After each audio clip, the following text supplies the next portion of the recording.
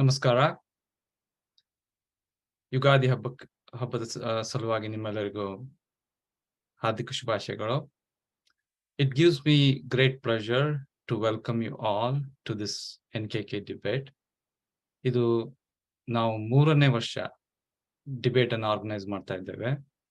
I'm sure it's going to be an engaging and thought-provoking discussion. Debating is an essential part of our intellectual growth and development. It allows us to explore new ideas, challenge our assumptions, and broaden our horizons. Whether you're here to learn, share your thoughts, or just enjoy a good debate, I'm confident that you shall find this event both informative and entertaining. Quick reminder to our participants: keep the discussion respectful. We can have different opinions and still engage in a civil and constructive conversation. That's all. Strive to learn from each other, listen actively, and challenge our assumptions. Before we begin, I would like to extend my gratitude and thanks to our NKK Youth Committee and our sponsors for making this event possible. I would also like to thank our speakers and our judges for taking the time to prepare for this debate, and all of you for being here tonight to participate in this stimulating discussion. ಬನ್ನಿ debate ಪ್ರಾರಂಭ ಮಾಡೋಣ. ಅದಕ್ಕೂ ಮೊದಲು ನಮ್ಮ youth ಕಮಿಟಿಯ ಕೋ-ಡೈರೆಕ್ಟರ್ ಆದ ಸುದರ್ಶನ್ ಬಾಬು ಅವರು ಒಂದೆರಡು ಮಾತುಗಳನ್ನ ಹೇಳಲು ಇಷ್ಟಪಡ್ತಾರೆ. Sudarshan, over to you. Thanks, Ranjan. Nice words. Hello, NKK ಬಂಧು ಮಿತ್ರರೇ, esteemed judges and our youth debaters. Ugadi ಹಬ್ಬದ ಹಾರ್ದಿಕ ಶುಭಾಶಯಗಳು. It is my pleasure to welcome you all to this debate competition. Today we have gathered here to witness our youth engage in a battle of wits, where ideas will be challenged, arguments will be presented, and critical thinking will be tested. This competition is an opportunity for our youth to showcase skills, demonstrate their ability to engage in respectful and intelligent discourse. As Ranjan pointed out, this is our third iteration. We have been doing this on an annual basis. So our youth, as they have done before, they have worked hard to prepare for this event, researching the topics thoroughly and honing their debating skills. As the youth take the stage today, I urge you all to keep an open mind, to listen carefully to each speaker, and to evaluate each argument objectively. The success of this competition depends on your ability to engage in a fair and respectful exchange of ideas. Now, I would like to welcome and introduce the judges who have gracefully accepted our invitation to adjudicate the debate. We have 5 judges today. I will call upon each judge and share a few words about them. First is Bhimbhat. Srinivas, can we get Bhimbhat on the screen, please?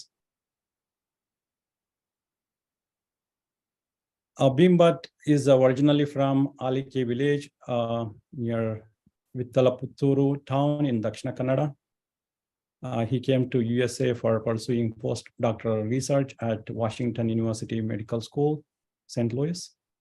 He relocated to Philadelphia suburb in 1987 to join a biopharmaceutical company as a molecular virology scientist in the R&D division. After retirement from his professional work, he kept up with the community by being part of various community groups and serving in diverse roles. Some of the roles he served in as a judge for K4 to K12 science fairs, as a yoga instructor, and as a real estate professional. He actively participates in various cultural and charitable organizations such as NKK, Triveni Tri-State, Kannada Association, President of Havyaka Association of Americas, All America Tulu Association, Chinmaya Mission, Seva International, M for Seva, Hindu Swayam Sevaka Sangha, Shruti Classical Music and Dance Society of Philadelphia, etc. Oh my God, there are so many organizations. It's great to have him here. And he has he has another special interest. He wants to help, and he has been helping the youth identify their great potentials early on and guide them to excel in school, college, and beyond. He has a message for all of us today, especially for youth. May the best team win. May we all learn from our youth as they engage in this exciting and challenging intellectual pursuit. Welcome, Bimbat, to debate our youth debate 2023. Next up is Rashmi Sagaram. Rashmi Sagaram works in healthcare strategy and operations at a hospital system. She says she is very excited to be returning as a judge for the NKK debate this year. In her free time, she enjoys traveling, running, and spending time with friends and family. Rashmi has been part of this event from last year and this year. And I believe she was part of NKK as well, like when she was younger, obviously. Next up is Pratap Kodancha. I hope I'm saying his last name properly. Pratap Kodancha is Kunda Kannadiga from Kambada Kone near Kundapur of Udupi district. He is currently working as a director of strategic customer engagement at SAP America. On a personal front, he is married to Rashmi Kodancha, proud father of 2 young daughters, Pragati and Jyoti. In his spare time, Pratap enjoys traveling, reading, writing articles and poems. Along with being an active participant of NKK, he also volunteers at Philadelphia Kannada Shale. Next judge is Vinay Rao. Vinay Rao, we all know Vinay Rao. He's been with NKK for so long. Professionally, Vinay Rao is a vice president of trading systems development team in Miami Stock Exchange. At home, he says he's a peon, told by his family how to think USA is better than India. In his spare time, he runs a real estate business working with folks in India and USA. He has a message for the group today.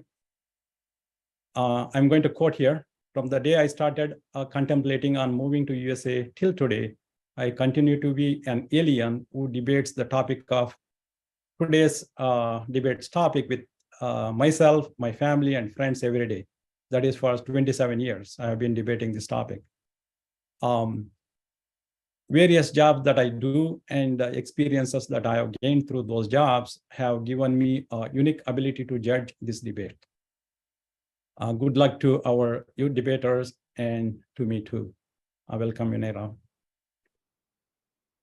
Next up is Anup Bhatt. I believe Anup grew up with NKK as a youngster. Now he's a PhD student in robotics at Carnegie Mellon University. In his free time, he enjoys reading books and playing piano. He adjudicated the last year's debate as well. Thank you, judges, for being here. Welcome to the Youth Debate 2023. Now I'll pass this on to moderator of this debate, Sandeep Sadashiv. Thank you, Sudarshan. ಎಲ್ಲರಿಗೂ ಶುಭಕೃತ ಸಂವತ್ಸರದ ಯುಗಾದಿ ಹಬ್ಬದ ಶುಭಾಶಯಗಳು. And welcome to the third NKK Youth Debate event. Thank you for all the judges.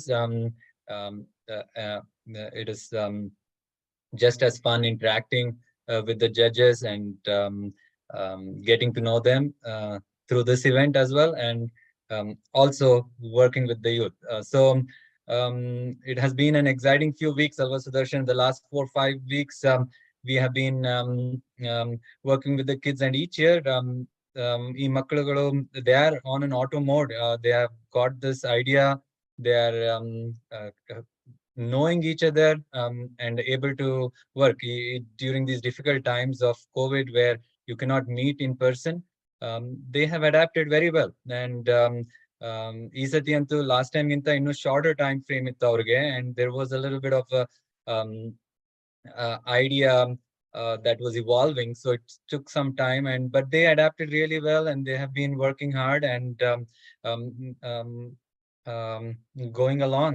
So now, when we first started, it was a social media event discussion, the first topic. And then last year we did a 3-way debate on elements of Earth, and they had to debate about it. And this year we went beyond. We went beyond the Earth, right?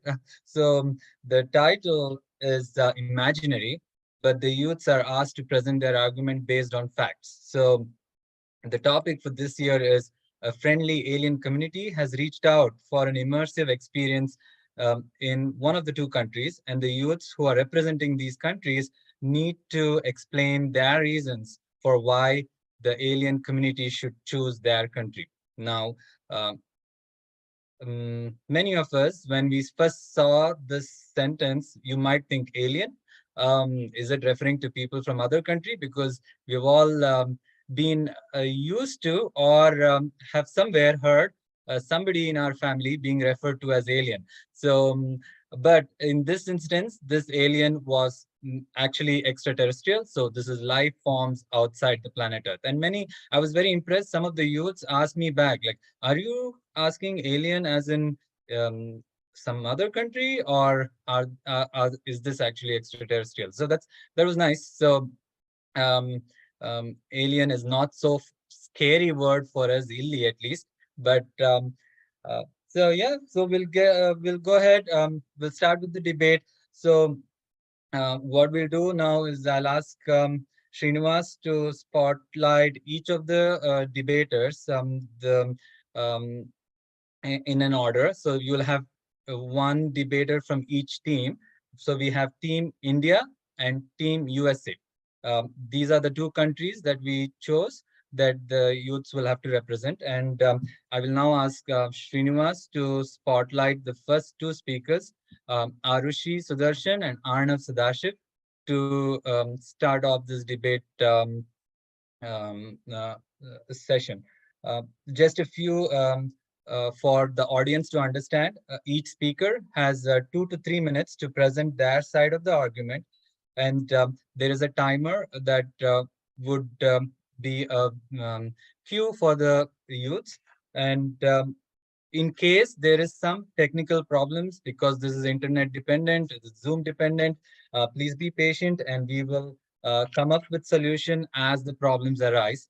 And then the audience, please, the half the fun is your interaction, your questions for these youths. So please keep messaging and adding on comments, and we will take time to sort of respond to those, attend to those, or bring those to the youths here. But during the actual debate speech, each youth is given an uninterrupted time. So if there's any questions at the end of their talk, I will present that question if the judges have, or if there is a question that is raised. And the youth have an option to either answer that question then, or take it to the rebuttal time. So there is no bonus or deduction based on your response. And if you do not want to respond, you can take it to the rebuttal time. So without much ado, we'll start with our first debaters. So from Team India, we have Arushi Sudarshan. I will let her go first, and then whenever you're ready, let me know, Arushi. I can start the timer for you. Okay, I'm ready.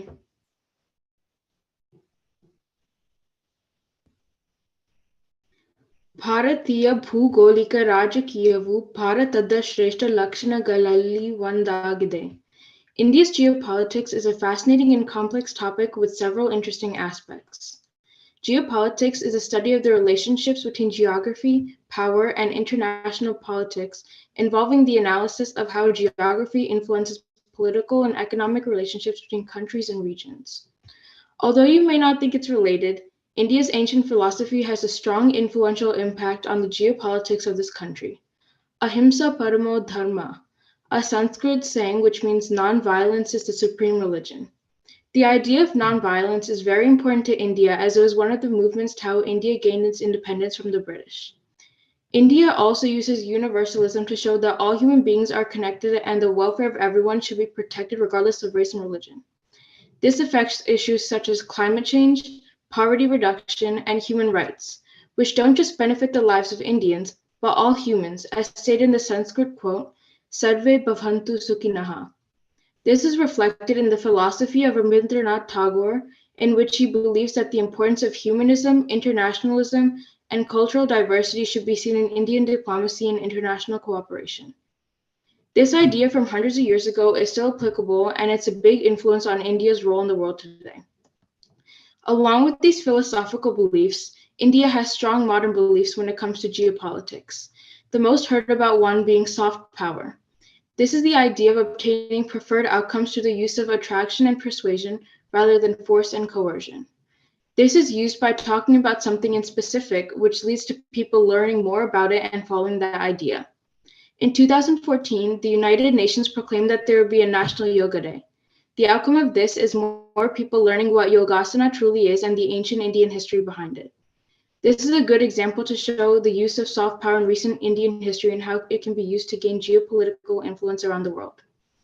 While the importance of geopolitics might not apply to an alien species the same way it does to humans, some factors can be of interest when you're picking India over the US.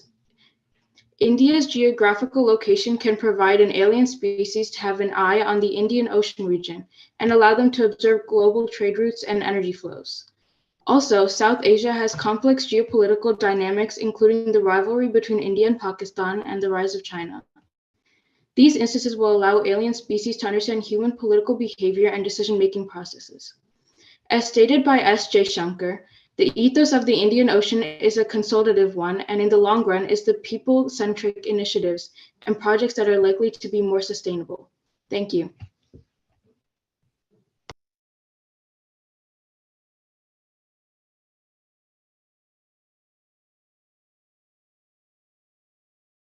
Excellent timing, Arushi. I will just reset the timer and we'll give an opportunity for the next speaker. And then we will see if there are any questions to both of you by the judges.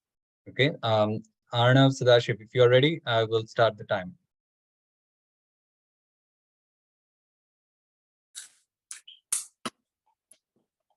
Good evening, judges and debaters. My name is Arnav Sadashiv. I'm the first speaker for Team USA. Now we'll be discussing the multitude of geopolitical factors that guarantee America as the first stop in any alien tourist's itinerary. Prati Varsha, 18 koti pravasigaru Amerikada Sundara Tana Nodlu Bartare. On average, each year, around 180 million people visit America. Let's begin by taking a look at the geography of the US. As the fourth largest nation in the world, it is also the only country to encompass every single biome found on the planet. The frozen tundras in Alaska, swamps and marshes in Florida, Rocky and Appalachian mountain ranges, redwood forests of California, Great Lakes of Michigan, deserts of Nevada, and lush rainforest in Hawaii are just a few of the many. And in addition to each of these, each biome has its unique and spectacular landforms and wildlife. As such, aliens can experience the wide variety of terrains, climate, and their features, and study them for the benefit of both our Earth and their extraterrestrial worlds, all within the United States. Beyond its natural wonders, the US also has a level of national infrastructure that is considered to be the third best in the whole world, as stated by the most recent analysis and ranking done by the Global Quality Infrastructure Index program. The USA has a vast and well-maintained network of infrastructure spanning the whole nation, from the roads, bridges, railroads, shipping ports and airports, electrical grids, telecommunications, and the invaluable ensured access to clean drinking water. In addition to the infrastructure, America is the #1 military power in the whole world as of 2023. The US has the most aircraft and aircraft carriers, largest navy and nuclear arsenal, and is at the forefront of modern military technology. When aliens come to the United States, they'll be able to observe exactly how far humans have come in terms of weaponry and military capability. The USA is also is the world's longest standing democratic nation, and also has diplomatic embassies across the whole world. It is second only to China in number of embassies, with diplomats in all countries except for 6. In addition to this, the USA also has a wide array of laws that ensure the inclusion and representation of all ethnicities and cultures, and aliens would undoubtedly fit right in with these legislatures. I would like to close with the Sanskrit phrase from the Upanishads, Vasudhaiva Kutumbakam, which means the whole world is one family. This phrase represents America and how it has become a nation where hundreds of millions of people from across the whole world all live as one, and perfectly encompasses the way aliens would be welcomed into the United States to gain insight and understanding of the geography of the earth and the infrastructure, politics, governance, and military capability of humans. That is all for our geopolitical case. Thank you.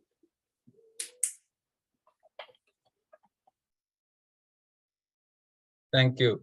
Thank you both, Arushi and Arnav. And that was an excellent start. Alva Sudarshan, both of them gave some strong geopolitical reasons for why their country needs to be represented. And I think one of our other not so subtle effort in doing this debate competition is also to encourage these youths about cultures and values and language that we represent, and having statements like about ahimsa and Vasudhaiva Kutumbakam. I think these are phenomenal start and voices, and we love that you are able to give both your teams this good start. We will move to the next two speakers, but we'll also give some time for the judges to make any notes in their scoring, and also if they have any questions, then we can see if there's any questions for either of the speakers now by the judges. Happy to take them. Sudarshan, is there any questions in the chat, Ali, with the judges? If there is none, then we can move on with the next speakers. No questions yet. Okay, so thank you, Arushi, and thank you, Arnav. We'll wait for Srinivas to next call Gautam, Harsha, and Gagandeep Dhruvakumara.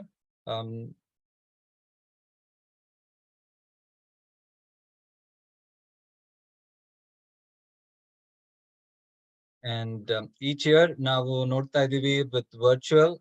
Loved all the kids doing all this variation. So I see different countries being represented. I see also the team in a suit and glasses. I think I know where you're heading with that, but Gagan, do you have an explanation why your team is in the suit and in shades?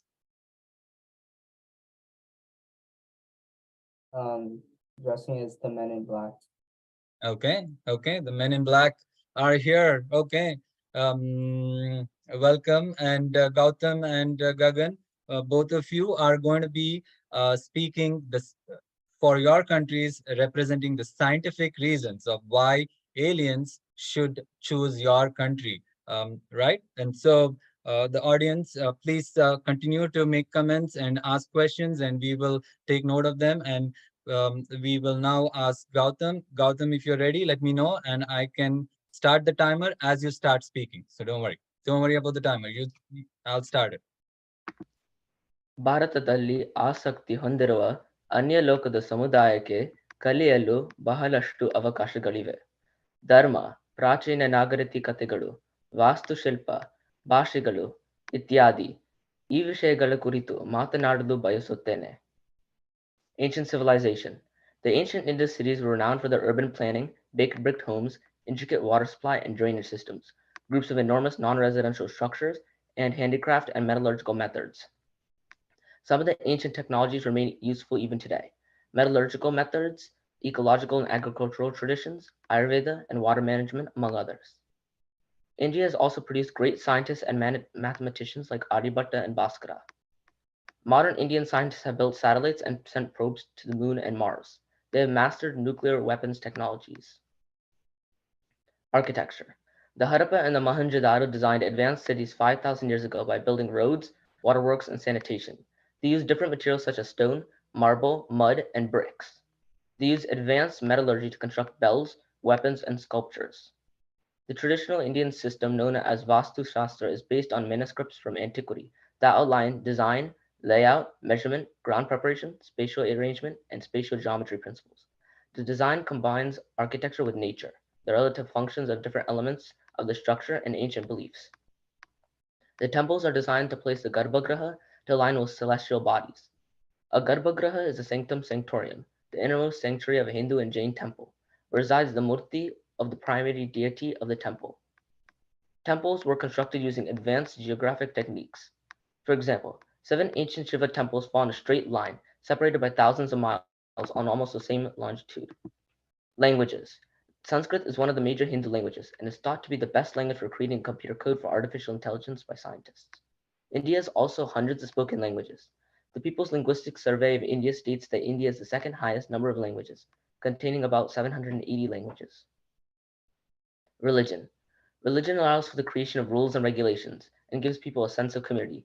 Hinduism is the world's oldest religion, with roots and customs dating back more than 4,000 years. Throughout India's history, religion has been an important part of the country's culture, and the Indian subcontinent is the birthplace of 4 of the world's major religions: Hinduism, Buddhism, Jainism, and Sikhism. The Vedas are one of the major scriptures from Hindu teachings which contain spiritual knowledge encompassing all aspects of life. They are a respected source of wisdom for mankind in general. To quote Swami Vivekananda, "Religion is the life of India. Religion is the language of this country, the symbol of all its movements." Thank you. Thank you, Gautam. That was awesome.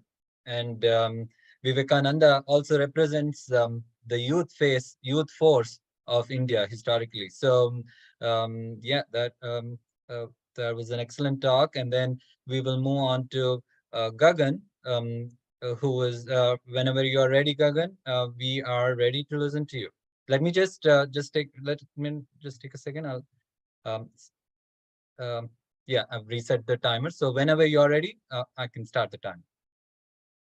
Namaskar Ellerigu Shubha Sanjay, Nanu Gagandeep, and I'll be talking about some scientific factors that have contributed to America's position as a global leader in innovation and technology. Let's start by looking at America's conservation efforts. The US has a long history of protecting its wildlife.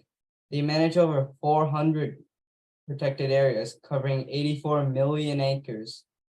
These protected areas provide a habitat for countless species. Our universities have also been significant to our scientific progress. Many top universities in the US have world-class research programs that push the boundaries of our human understanding. For example, MIT's Media Lab is doing extensive research into neurology, socially engaging robots, and nanotechnology. Medical technology is another area where the US excels. Advancements in medical technology, from advanced imaging techniques to cutting-edge treatments, have helped millions of people live a better life. Some examples are the developments in drugs that can target cancer cells without harming healthy tissue, and advances in medical imaging like MRI and CT scans made it possible to diagnose and treat diseases earlier and more accurately. Now let's talk about the US's space program, NASA.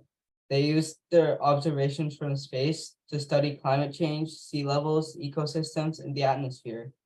NASA explored the unknown reaches of space with their famous Apollo program that sent the first humans to the moon, the Voyager spacecraft that recently left the solar system, the series of rovers that explored Mars. While NASA made many impressive achievements, they weren't the only ones pushing the boundaries of space exploration. SpaceX and Blue Origin, for example, revolutionized spaceflight by making it reusable and much more affordable. And SpaceX aims to bring humans to Mars by 2030. Nama Bharatadali America Vanbu Vishwada Dodana Anta Karitare. Finally, I'd like to give Sarvagnana Vachana as reference. Sarvagna Nadavanu Garvindadavane Sarvarolu Ondondu Nudi Kalitu Vidyaye Parvatave Ada Sarvagna. This means if you achieve something special or if you have a great contribution to the world, only then will people or any country will call you special or great like Vishwada Dodana or Savagna. Dhanyavadagalu. Thank you, Gagan. Again, Sudarshan, ನಾನು ಸರ್ವಜ್ಞ ವಚನ ಕೇಳದೆ ಹೇಳದೆ ಎಷ್ಟೋ ವರ್ಷಗಳಾಯ್ತು. So I am again very impressed with the kids picking up references like Vivekananda, using talking about ahimsa and now Sarvagna Vachana. Yeah, I think this makes me feel that we should have debate every month to get the kids teach us more and more with these sessions. Alva, it ಹೌದು, is ಹೌದು. awesome. Yeah. ನಾವು ತುಂಬಾ ಕಲಿತೀವಿ ಇವರಿಂದ. ತುಂಬಾ ಚೆನ್ನಾಗಿ research ಮಾಡಿದ್ದಾರೆ. Correct. Doubt ಇಲ್ಲ. And ಅದಲ್ಲದೆ technology support to Bharat ಅನ್ಸುತ್ತೆ. Look at the way their backgrounds and they have made their frames fit in with the India flag ಆ ಕಡೆ and the Men in Black. But I do have one request, and if others feel, judges, please let me know as well.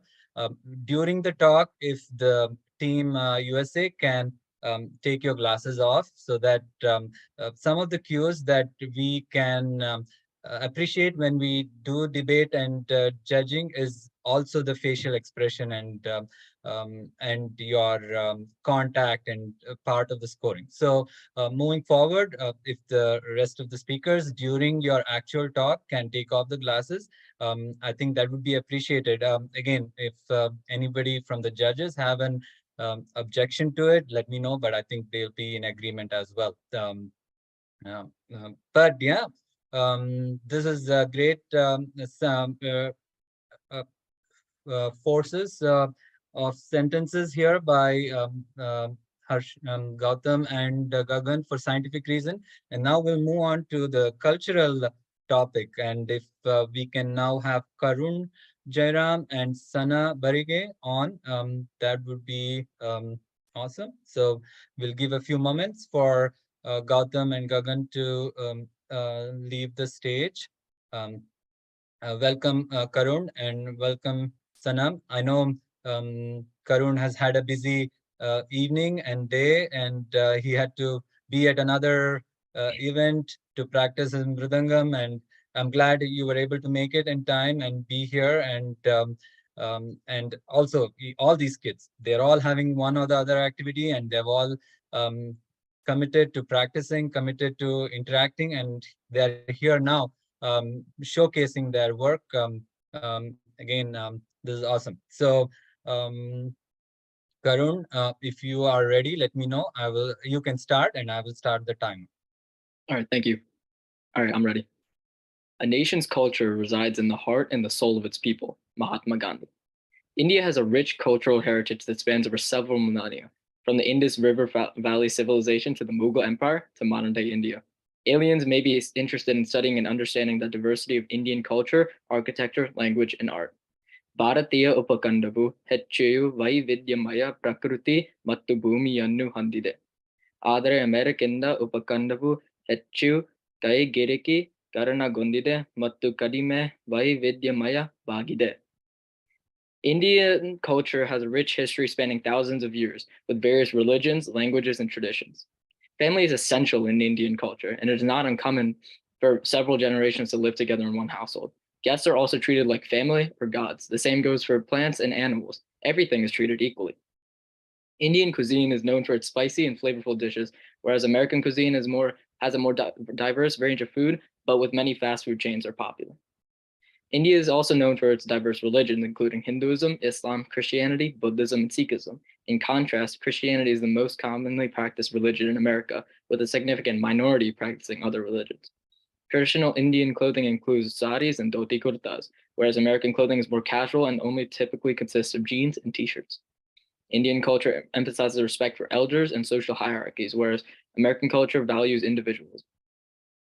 Indian culture and American culture have their own distinct characteristics and contributions to the world. But Indian culture has a rich history spanning thousands of years, diverse religions, languages, and traditions. It has also made some significant contributions to mathematics, science, medicine, philosophy, and art.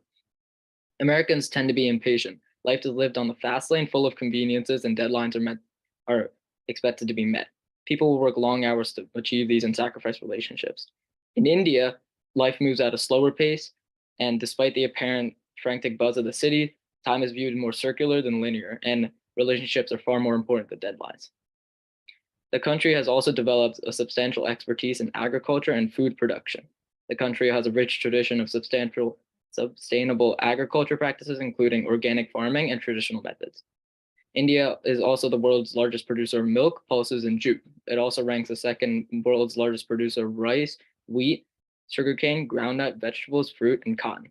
Lastly, it is a leading producer of spices, fish, poultry, and livestock, something that's made the country more valuable than the 8th century BC. In conclusion, Indian culture is better than American culture due to a more healthy lifestyle, the natural world, and the country's people. Thank you.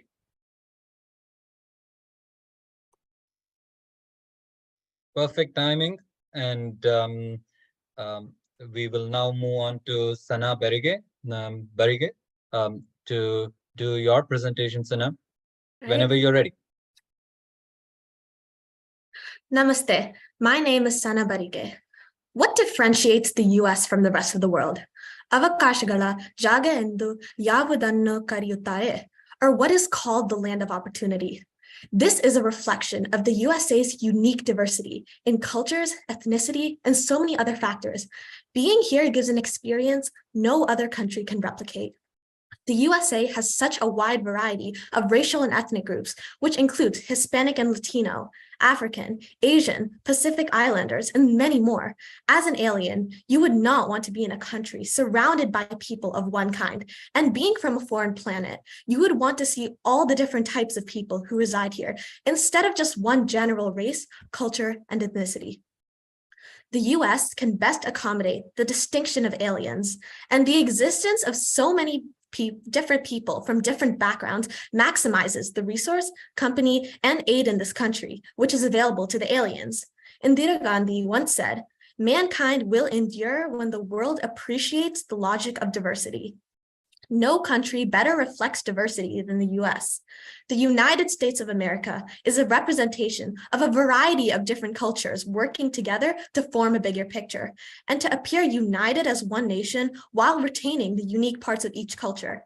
To add to that, the diversity index is only continuously increasing. For example, the Asian American population, the fastest growing ethnic group in the nation, increased by 35.6% in 10 years. This country can adapt and contain any number of any race or ethnicity, which can include aliens to whatever extent.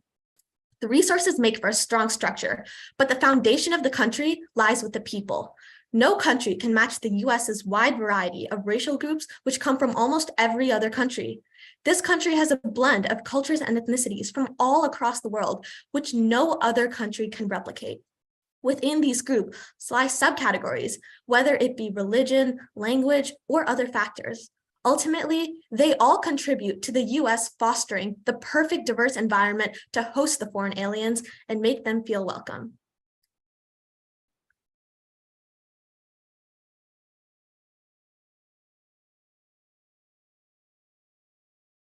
Thank you, Sana. I think Karun ಮತ್ತು Sanadu would have been even more phenomenal if it was a live debate ಅನ್ಸುತ್ತೆ, like with each of them sort of stating some of their points and also attacking the other team in a nice and still respectful manner of the debate rules. And I think it would have been really nice now, Nimana, if you were on the stage and you were going off like almost like the presidential debate ಅನ್ಸುತ್ತೆ. It would have been really fun having an in-person debate sometimes, but looks like the virtual model is working for us. So good job, Karun and Sana. And again, judges, if you have questions, you can ask them during these debates, and you can save it also for later during the rebuttal as well. So, but if you have questions, then you can post them now. Again, to the audience, if you have questions to each of the team, please post it eager so that they can get some time to think about it and sort of work with their team members to also sort of know to respond to it appropriately. And not just the audience and the judges, team, I would want Team USA and Team India to also think about questions and pose them. Challenge your opponents with questions, and we will ask that, and we will bring it up during the rebuttal. So yeah, you got to all be paying attention to what others are speaking throughout the debate, and pick up sentences or statements or facts that you think you can challenge better, and know when to sort of pose that question as well. So yeah, be on your toes, and jot down questions, discuss among your group. So thank you again, Karun and Sana. We will move on to the fourth speakers. Now, this is also going to be a very nice round, just because it is when each team is going to be speaking against the other team. So we have Varun Bhatt and Pranil coming on to the stage to do the counter argument. So they are now going to be speaking against USA or against India, and trying to convince the aliens to come to their country, right? So yeah, so again, team members, make notes of questions that you would want to ask, and start sending them to us. And we will go with Varun again, Varun Bhatt. Whenever you're ready, let me know and I'll start the timer. Okay, I'll start now. Namaskara. My name is Varun Bhatt. ಭಾರತದಲ್ಲಿ ಶಿಕ್ಷಣದ ಶ್ರೀಮಂತ ಇತಿಹಾಸವಿದೆ. ತಕ್ಷಶಿಲಾ ಮತ್ತು ನಲಂದ ಪ್ರಾಚೀನ ವಿಶ್ವವಿದ್ಯಾಲಯಗಳು. India now has one of the greatest education systems in the world, one that is huge and diverse.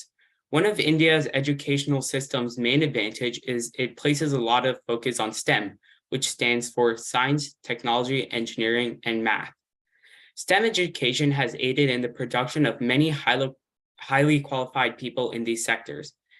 Education is quite inexpensive in India when compared to many other nations, with low tuition costs and a large selection of scholarships. Overall, India's educational system possesses a number of advantages that have contributed to the creation of a highly trained and talented workforce, which is a major factor in the growth and development of the nation's country. Both India and the United States are significant actors in the global technology sector, with each nation having particular advantages and areas of emphasis. India has advanced significantly in the technology field recently, especially in the areas of software development, IT services, and e-commerce. India has a sizable and highly skilled labor population, which has aided in advancing its technology.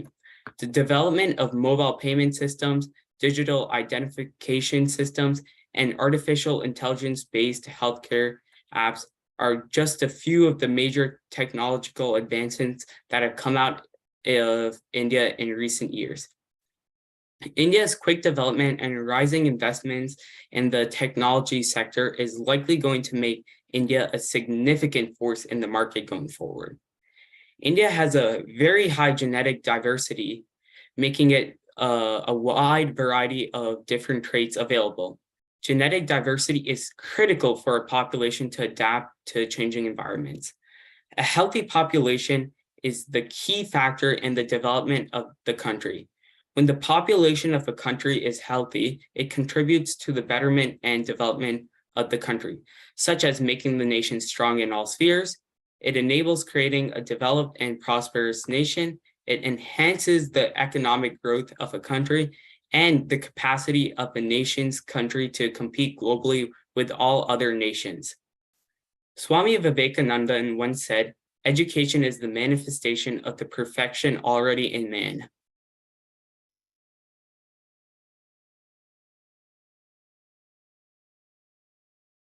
Thank you. Thank you, Varun. We will move on to Pranil, and then see if there's any questions and discussions about both speakers. Pranil, whenever you're ready, let me know. I'll start the timer. I'm ready. Namaste. My name is Pranil, and I will be explaining why many of India's arguments are misguided. For example, some may argue that India has a much stronger workforce due to their large population of 1.4 billion people. Due to this, it is commonly argued that India can greatly increase their export rates on non-machine made products, such as luxury textiles and jewelry. In recent years, while industrialization has taken over most consumer products, many luxury products such as silks and satins are still created by hand. This market, though, is not sustainable for two primary reasons. Firstly, over time, though, as technology advances, even these luxury products are being produced by machines and factories. In addition, other primary sources of export for India, such as mining and pharmaceuticals, its #1 and #2 exports, are also being industrialized. Even if this wasn't the case, the resources and, more importantly, land in India are not plentiful enough to support the Indian population, making it difficult to utilize a large portion of the population as part of the workforce. Some may also argue that India provides the important computational and technological advancements compared with the rest of the globe. While it is true that India's computer science and software development departments are extremely large and on the frontier, this is only compared to countries of similar statuses, which often have their own large technological advances that India simply cannot compete with. Unlike this, due to its high-level education and economy, the US has significantly higher technological and computational advancements, such as, for example, the first commercial computer, UNIVAC. ಆದರೆ ಭಾರತದ ಕೈಗಾರಿಕೆಗಳು ವೇಗವಾಗಿ ಬೆಳೆಯುತ್ತಿವೆ. India's industries are growing at an extremely rapid pace. We can see this in the boom in consumerism and capitalist interests that often accompany the growth of industry. It is on the frontier when compared with other second world countries. The fact of the matter is, though, that while India may be growing industry at a faster rate than the US currently, that is simply because they have the US and other global powers to go off of. We can see that the large majority of current Indian industrialization is extremely westernized and uses countries such as the US as a template. The US is already so much farther ahead of India in industry that it just doesn't need to focus on this when it could be focusing on more pressing issues that India may be currently dealing with, such as global warming and pollution.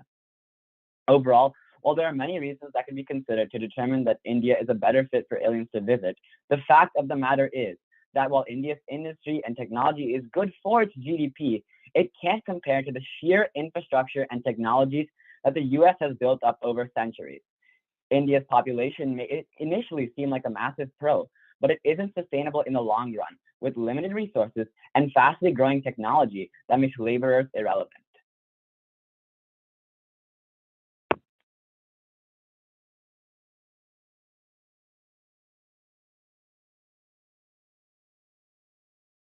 Again, both of you very good with your timings, and ella maklunu they have been really good. Nobody is cutting short on time, and they are like on the dot, making the most of the time to express all their views. And this felt like a tug of war. I was like, okay, oh, maybe that is good. That is, and then again, I'm getting pulled both sides, and it's a tough job being judges. It's not easy. Audience, again, I want to thank all the judges for taking on this and scoring Namma youth. Because it's not easy with talks like these and with presentations like these. Thank you, Pranil and Varun. We will go to our final individual speaking round. And this is going to be a fun round because it's a surprise factor. Both the teams were asked to come up with the subject of their choice and present their reason for it. So we will now invite Sachita and Varun Jairam, and this will be our final individual round. Let's give a little moment for judges to catch up on all the scoring and comments and notes that they want to take on all of you. And once both of you are comfortable, you both can Sachita will be the first speaker, so you can unmute and then followed by Varun. So whenever Sachita is ready, Sachita, you can let me know and I'll start the timer. I'm ready. ಭಾರತವು ತನ್ನ ಆಧ್ಯಾತ್ಮಿಕ ಮತ್ತು ತಾತ್ವಿಕ ಬೋಧನೆಗಳಿಗಾಗಿ ಪ್ರಪಂಚದಾದ್ಯಂತ ಹೆಸರುವಾಸಿಯಾಗಿದೆ. ಇದು ಜೀವನದ ಆಳವಾದ ಅರ್ಥವನ್ನು ಕಂಡುಹಿಡಿಯಲು ಅಸಂಖ್ಯಾತ ಅನ್ವೇಷಕರನ್ನು ಪ್ರೇರೇಪಿಸಿದೆ. Practices like yoga, meditation, and Ayurveda have not only helped individuals attain a higher state of consciousness, but have also shown immense benefits for physical and mental well-being. For example, 86% of people throughout the world report a reduction in stress, and 69% report a positive increase in temperament and mood through yoga. It also creates a feeling of closeness in the community. Ayurveda, in particular, emphasizes the use of food as medicine, with spices and natural treatments for ailments, promoting health and longevity. In addition to spiritual and philosophical teachings, India is also rich in natural resources, including minerals, oil, and natural gas. The country's geology and diverse ecology offer great potential for scientific research, and Indian scientists have made significant contributions to the fields of science and technology. For instance, the Mars Orbiter mission, also known as MOM, marked a major milestone in the exploration of space. It made India the first Asian nation to reach the Martian orbit and the first nation in the world to do so on its first attempt. Additionally, India's first moon mission, Chandrayaan-1, discovered the presence of water molecules on the moon. Bringing aliens to India would allow them to see that, although there are conflicts, we are a friendly species through the use of yoga and philosophical teachings. Our technological advancements could offer valuable insights into sustainable living for other planets. Additionally, India's contribution to science and technology, particularly in the field of space exploration, may be of interest to the aliens who are seeking to expand their own knowledge and capabilities. Author Deepak Chopra once said, "As we explore the universe outside, it is important to remember the wisdom of our ancient spiritual and philosophical teachings, which have enabled us to explore the universe within ourselves." This is precisely something we are trying to teach the aliens. Thank you. Thanks, Chita.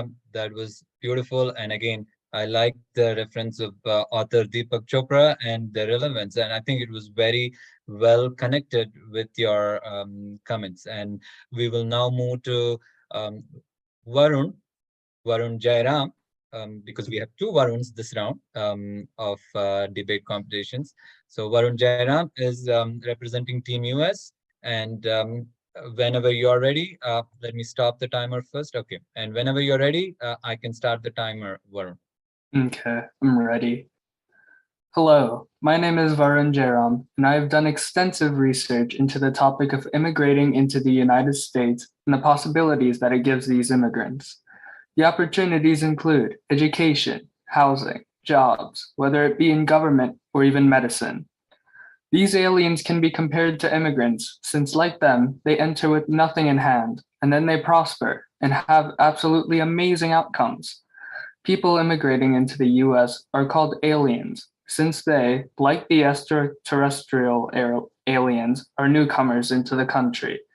The diversity in this country is on a one-of-a-kind level, with practically every single culture and ethnicity in the world.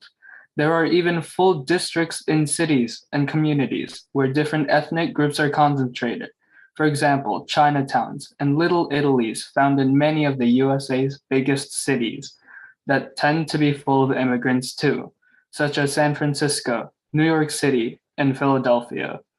The scale of immigration in the US is unparalleled, with over 45,300,000 immigrants currently in the United States. This is nearly 10 times the number of immigrants in India, which is only about 4.9 million currently. There's even a little India near us, located in New Jersey, specifically in Middlesex County, is named the US's Little India, as stated by the 2013 census. More similarities between aliens and immigrants include the hardships of learning a new language, understanding new unique cultural practices. And then there's everyone's dream, the American dream, to have prosperity, equal opportunities to everyone, no matter where you are in the system. Yallara Kanasina Tana America. This means America is everyone's dreamland. And with that, Dhanyavadagalu.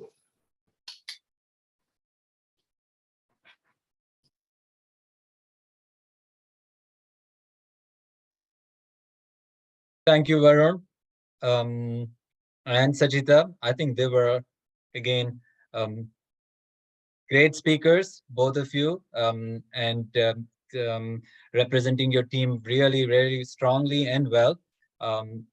Now, this concludes individual debate topic. We will now move to the next stage of a team effort. So this is again something new we are trying. Alva Sudarshan, and we'll see how this goes. And I think we want them to interact and present as a team as well. I can't wait to see what we are up for next. I mean, so far it's been great. Like, you know, yeah, so many great arguments from both the teams. Good job, everybody.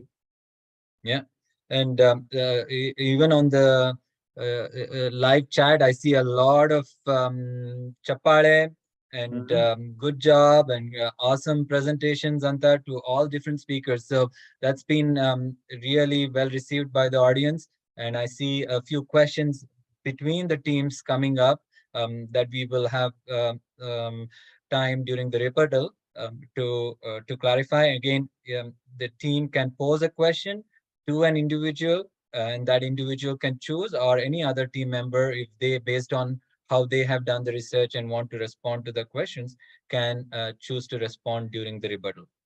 Now, our final round, before we move to the final round, I will we'll invite Team India first. So that would be Arushi Gautam. Gautam has been the team captain and has been working with his team members, Karun, Varun Bhatt, and Sachita. While Srinivas is doing this awesome job of bringing them all on, let me just ask an audience question. Audience, how many, or can you name at least 5 English movies with alien as a theme? And if you know, please chat, put them in the chat. If you know less than 5, don't attempt. I want you to attempt if you will. But tamasha khelta idini, even if you know 1, please do put it in the chat. And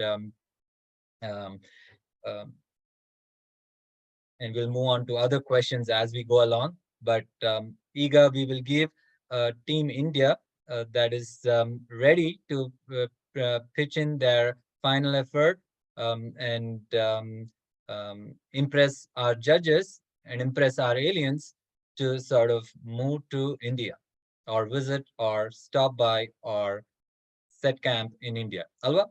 So if you are all ready, I will start the timer. Again, we've given up to 2 minutes. So let me just, though the timer says different time, not to worry. I will reset it. And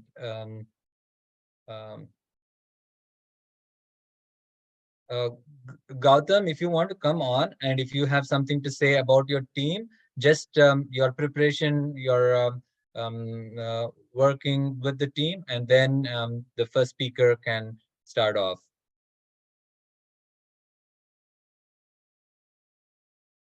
Repeat that, Sandeepanko. No, just if you had something to say about your team, and then you can start your actual. Who's going to be the first speaker in the group? Arushi. Arushi, okay. So I will let you introduce that and let Arushi take after you. Aita, you can just say hello and if you have anything to say about your team.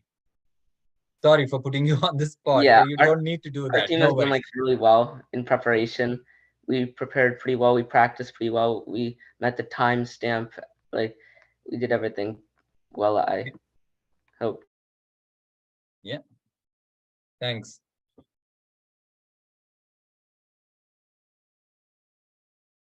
Arushi, do you want to take on? Yeah. India has a strong IT industry that has grown to be a global powerhouse and is renowned for its highly talented IT employees. India is home to many huge international technology corporations that have established operations there, as well as numerous IT startups who have found success there. India has a robust pharmaceutical sector and is one of the top producers of generic medications. It is a significant supplier of inexpensive medications to underdeveloped nations and has helped millions of people obtain life-saving medications worldwide.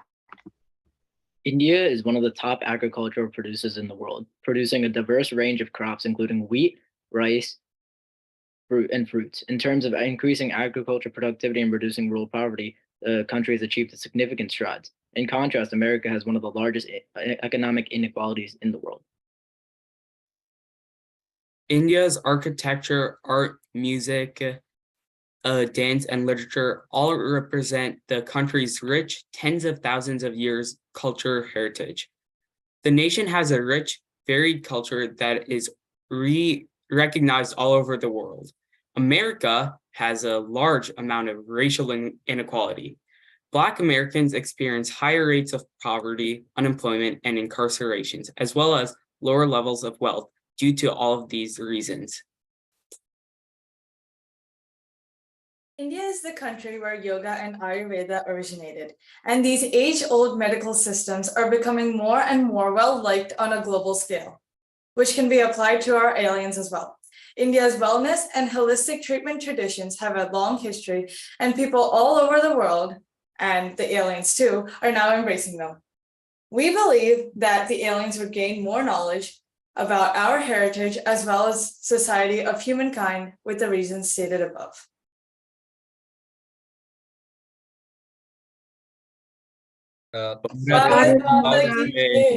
You should all applaud yourselves, and we are all, you may not hear it, you may not see it, that is the problem of the virtual, but there is hundreds of claps going all around to your team. And I again, I don't know if others have recognized, I'm sure everybody has recognized the effort that you've taken for the background. You're wearing ethnic clothing and representing, and you had really some strong statements there. My stomach was grumbling with all the Indian food references, and of course with the mention of the culture and heritage and history that India has. That's a huge super weight, and that's an awesome conclusion.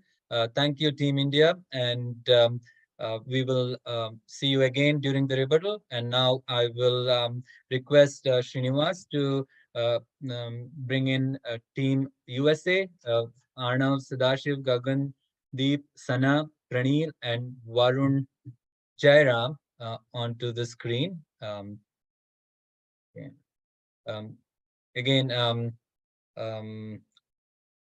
If after this, before we move to the next segment, if the judges have any questions, we can attend to those questions now, or we could take it at the rebuttal. We'll start with the judges' questions. So we will get back to you, judges, to sort of have an opportunity to ask any clarifications or questions to the all the youths.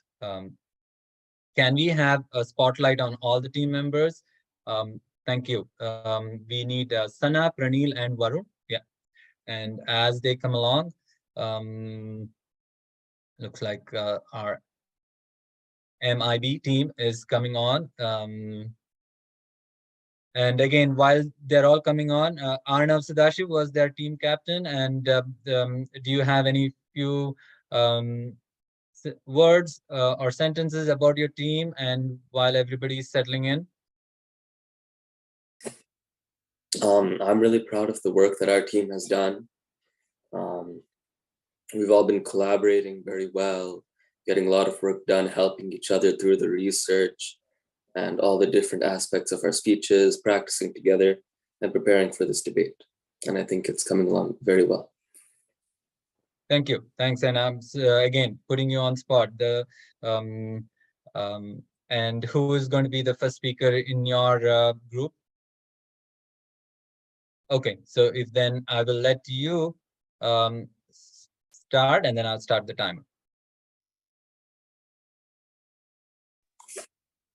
We are glad to welcome the aliens to the United States of America. Almost half a century ago, in 1974, NASA sent out a radio transmission known as the Arecibo message in an attempt to converse with possible extraterrestrial life. What began as a brief binary coded radio wave as envisioned by the American astronomer Carl Sagan has culminated today, where we have finally achieved the goal of meeting with aliens coming to Earth for the first time.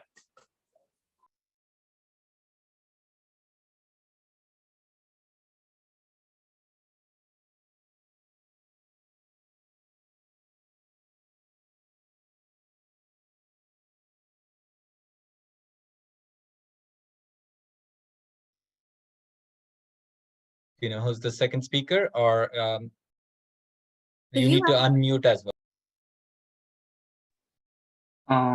So for conclusion, in conclusion, the US has a very, when aliens visit, they will not be alienated from the American society. Alien, after all, is a term in the US that is synonymous with immigrants.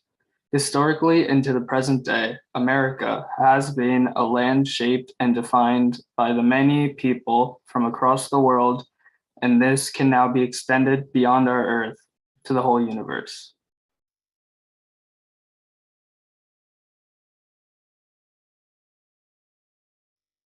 When aliens come to the United States, the combination of our forces will lead to the betterment of our whole planet.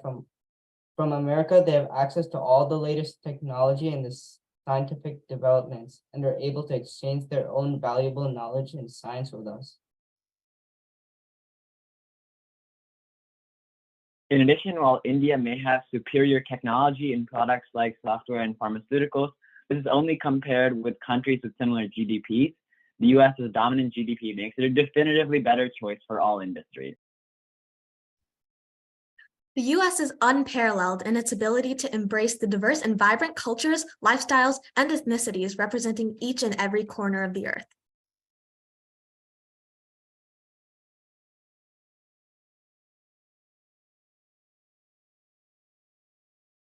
Thank you, Team USA. Again, another strong performance and conclusion. And we will next move to the rebuttal phase, while we thank you all for all these effort at preparing and presenting. And the next step is for you to stand ground and defend or counter argue with your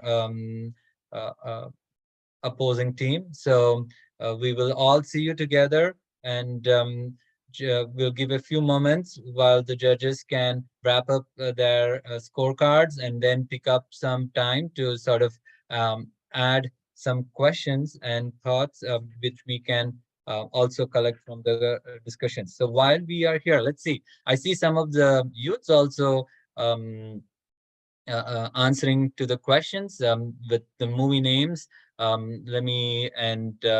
We see some of them in the chat are asking, as in real alien movies. Yes, Rajesh was asking, is there do you need to know the movie names of real alien movies? Yes, any movie that has picturized aliens. I think we can, Srinivas, we can move to the gallery mode while we are waiting. Yeah, perfect. And while we discuss a few things, if we will give the judges a little bit of time to sort of make up their frames and sort out their scores and be ready.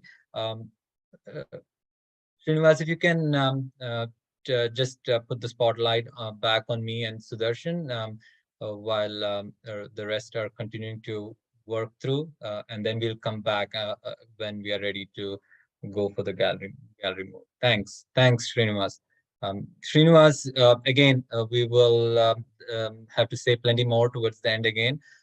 Has been an integral part for our virtual platforms, not just for the debate, but for all the virtual programs that we have been doing through NKK. And I can't thank him enough for his patience and for his skill at getting it right. So while we are seeing some of the questions being answered, I saw some youths answering names of the movies. Karun says The War of the Worlds, and he has the years as well with it. The E.T., I remember that movie. Now, I don't know, Sudarshan, you know Dira? E.T., the extraterrestrial. I think that was a phenomenal, yes, that was a phenomenal movie. And many of us will have fond memories of that movie. Of course, Men in Black, MIB is another movie that many of us have probably watched in theaters. And there are some Monsters other versus names. Aliens is another one. Yeah, yeah. I think more recent, there is more. New Hokta Hodre, there is like, you won't even realize that it is an alien movie unless you tell it out. Like if I say Avatar is actually an alien movie, right? It is like all life forms beyond Earth. So any of the Avatar movies, Star Wars and Star Treks are all alien movies. So there's a lot of alien themed movies. While if people can think about English movies, I will challenge them. Can they name Hindi movies with alien theme? Or can you name Kannada movies with alien theme? So if anybody can say Hindi and Kannada, we will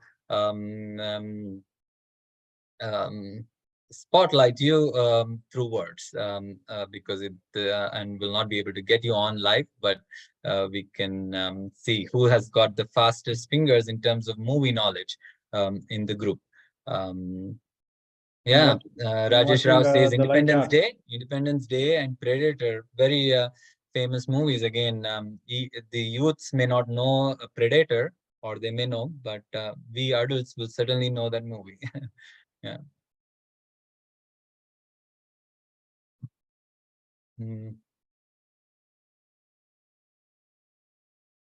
Sudarshan, we can check with the judges if they are good to go to the rebuttal, and I will check with the youths, and we can then move on to the rebuttal phase of the debate. I will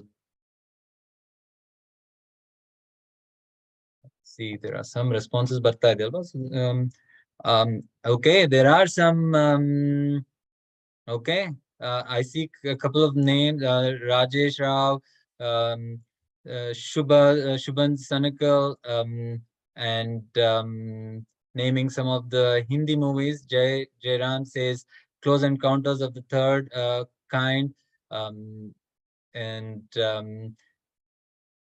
Krish, and oh yes, Krish and PK. And Aparna says I think is Krish the sequel to Koi Mil Gaya? I don't know, but Koi Mil Gaya, Siona Sadashiv says she's been catching up with a lot of Hindi movies of late. So she knows some of these names, and she's become a Shah Rukh Khan fan. But I'm sure many other kids in the households are also the same case. Nice.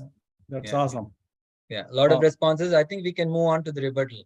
Let's, while the tempo is there, while the kids are fresh with their debate points, let's move to the rebuttal phase. Yeah, judges are ready. Yeah, perfect. So, Srinivas, if you can put us on gallery mode, and everybody, if you are speaking, please make sure you unmute yourself. If you want to respond, raise your hand, and I will call out your name. We want it as organized as possible.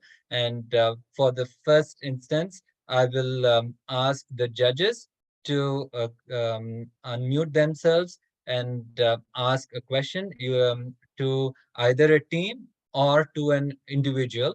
And we can move forward with the audience and the other participant and debaters' questions. Again, for this round, I request if all the Team USA team members can take off your sunglasses so that we can appreciate your expressions, and debate can be continued in that fair manner. So yeah, judges, I will not call on individually, but if you feel comfortable, please unmute and go ahead and ask a question. to any of the team members. This is Vinay. I have a question for both the teams actually. First, Team India can go, and then Team USA can go. Obviously, the aliens would have put together quite a bit of an effort and spent quite a bit of money to come to one of the countries, right? They're coming from a completely different planet. So what is the single most immersive experience, single most important immersive experience that your country can give to the aliens that may matter to them a lot?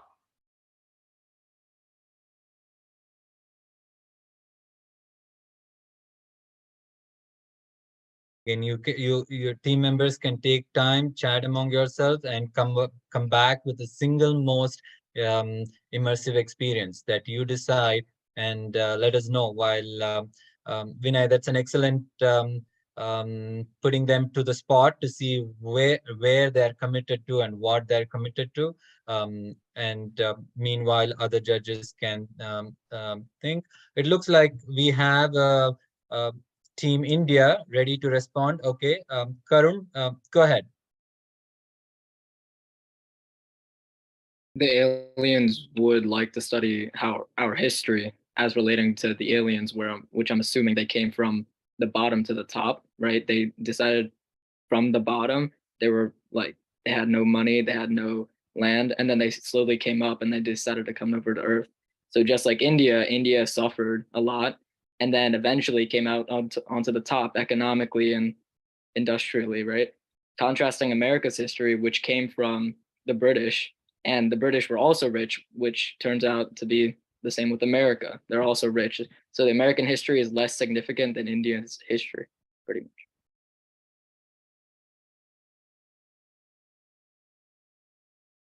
There was a strong response. History can teach many lessons, and having thousands of years of history adds those lessons into a huge pile that one can immerse. I think that was a good response, and I will let Vinay, if he has any counter question on that, challenge you with it, while Team USA will need to respond to the question as well.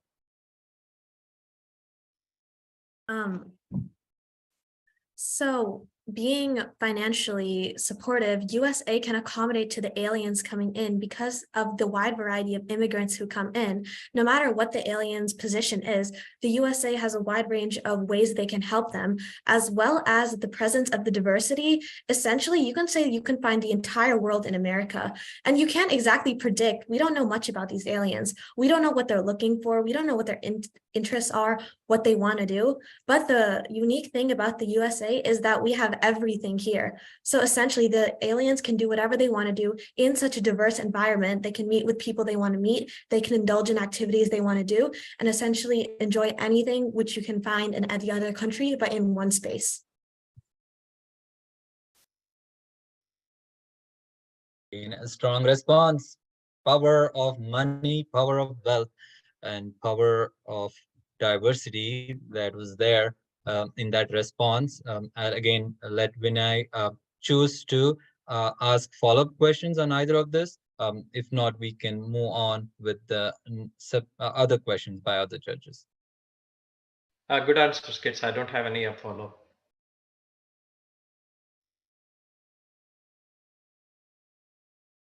I have a question for Team USA. So there was a ton of topics that were brought up around diversity, as well as immigration, which is pretty predominant within the states. And I'm curious to get your thoughts around, if aliens were to come to the US, what truly makes America and American culture authentic, given a lot of the country is comprised of immigrants from all over the world.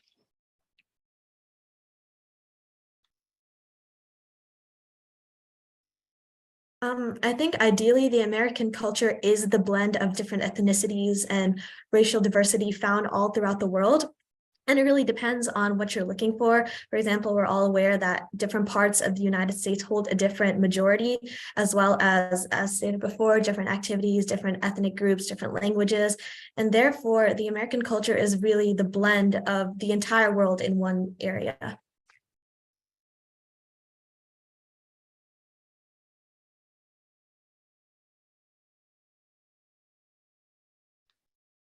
Awesome. Thank you.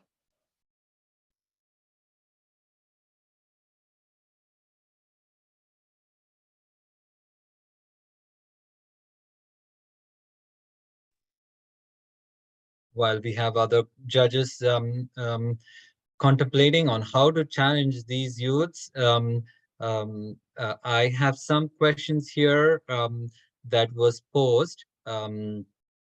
Let me go with one of them. This was a question by Team India to Team USA. On the similar lines, there is a lot of racial discrimination. How do you ensure discrimination does not affect the aliens if they come to the US? That's a strong, big, layered question. But if Team US are ready, can take it on, or can take a few moments to think about it. The question is, how does USA ensure discrimination does not affect the aliens?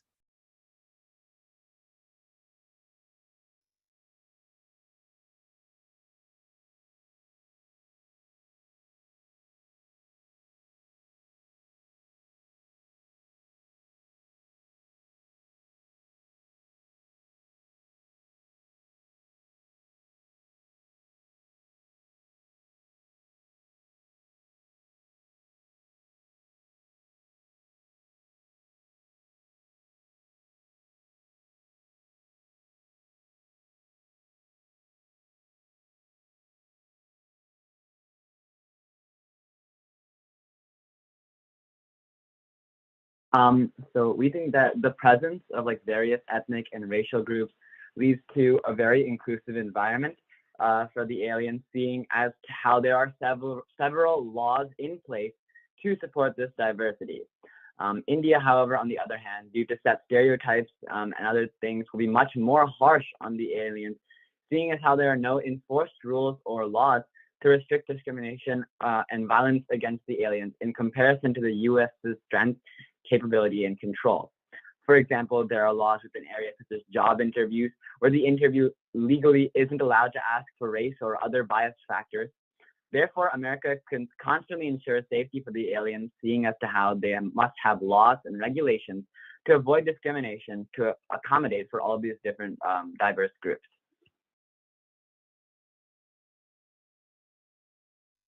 Thank you, Pranil. Any of the judges have any follow-up question on that? If not, we can continue to follow up on these questions and responses. I have a question to Team India of how would India's lesser military power ensure the safety of aliens? And Team India can discuss and come back with a response to that.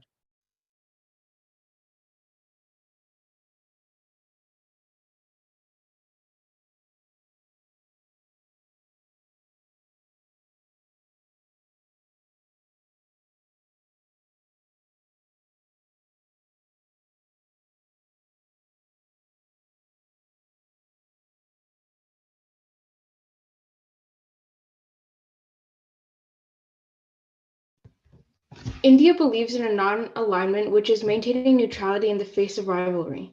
This shows that India has strong alliances with powerful countries such as Russia. The safety of hypothetical aliens arriving on Earth would depend on various factors, including the establishment of communication channels, close monitoring, and the diplomatic relationships and technological capabilities of nations, rather than solely relying on military power.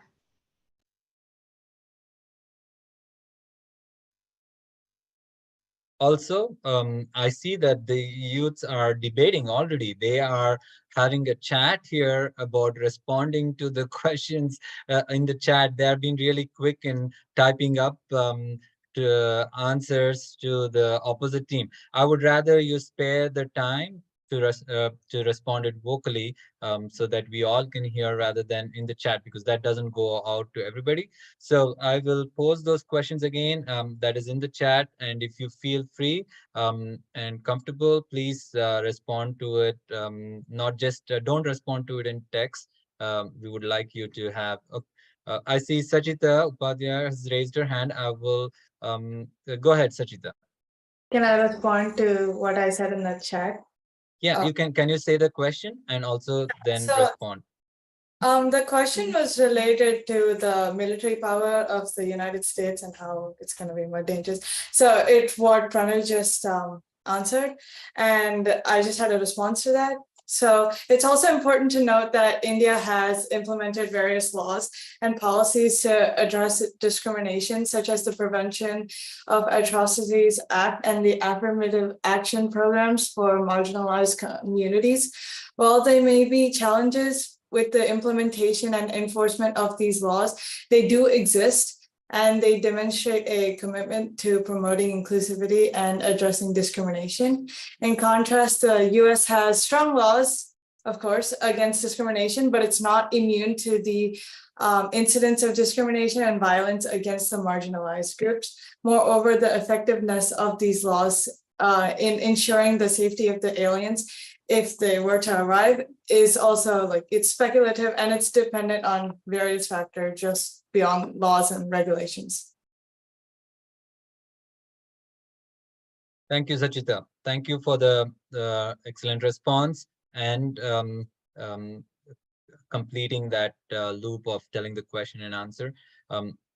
Karun, looks like you have raised your hand. Okay, I will let you go ahead. Yeah, I have a question for the America team. So how do you plan to tackle the large amount of economic inequality in America? Excuse me, is it okay if we respond to Sachita's question first? Oh yeah, sorry about that.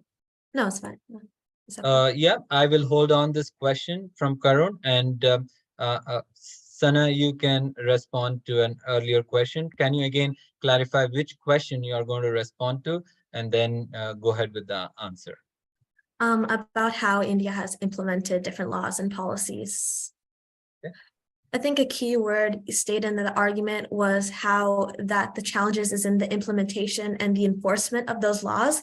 It's more important that the laws which you have are correctly implemented, rather than there be a wide variety of existing laws, yet none of them are truly followed. However, it's undeniable that the US strictly implements these rules throughout the country, compared to India, where it's more laid back and less implementation compared to the variety of rules in the country for discrimination.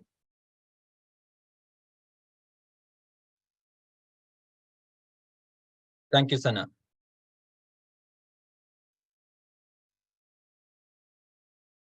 Karun, you can. Can I restate my question? Okay, thank you. So my question was, how do you plan to tackle the large amount of economic inequality in America? Because someone on your team was talking about how you would support the aliens economically, but with the amount of economic inequality in the country, how would you plan to support them? I can answer this one. So I think it's important to note that, yes, I would agree that there is economic inequality in America, but I think that because every single country in the world right now has economic equality, and to be frank, India has even more economic inequality. We can see that in the wage gap in India between men and women has only changed by 1% in the past 2 years, compared to the US gender wage gap, which has significantly more progress in the past decade. And we feel like America's dream of having a place of equality aligns much more with what an alien might want when they come here. And while right now it may not be economically equal, the fact of the matter is that it's America's dream to be equal, and it's what we stand for. It's like our ideal. And that's very important. That's very critical. So yeah.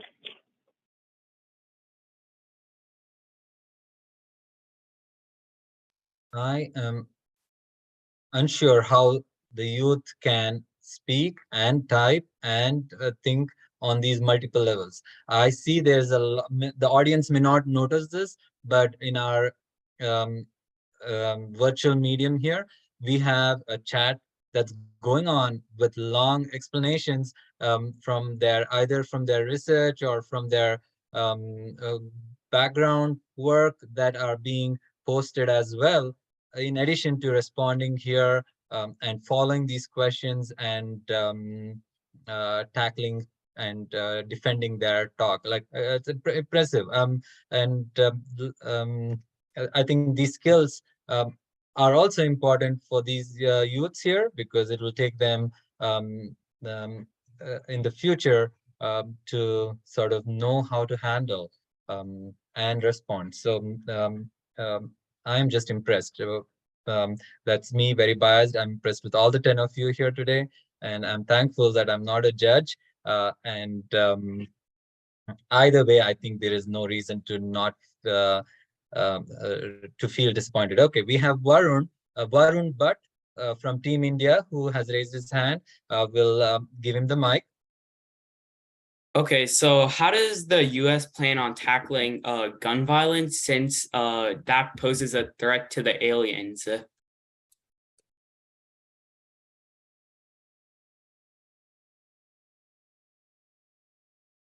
Excellent question again. Something that is relevant to date and is being debated. So while Team US thinks of responding to the question of gun violence in US and its impact on aliens, we will see if there's any audience questions. I think audience are as spellbound as me. I don't see them challenging our youths with any questions at the moment. They are busy observing all the points that you are making. Yeah, I would be the same if I was sitting there. We have an answer. Okay. I believe that the real question is gun violence is a globally debated topic, but it's not something that can be directed to US solely, because also in 2019, India had the third highest firearm related deaths in the world. So in theory, that cannot be directed strictly to US, seeing as how this is a global problem, which is a concern for aliens no matter where they go. To add to Sana's, I would also like to say that no matter where the aliens are, there will undoubtedly be people that will like express fear or even hate towards these aliens that have come to visit America or India or to the earth in general. But America, as a very strong military power, will have the ability to ensure the protection of these aliens, no matter where in the US that they are. Thank you. Thank you for the question. Thank you for the response. And I see Pratap has raised his hand.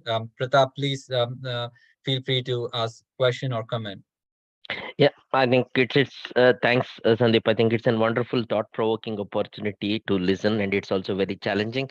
And I have one question for both teams, predominantly. I think basically, let's hypothetically change our argument for a moment and assume that aliens will accept your invitation and they land in your country or the land.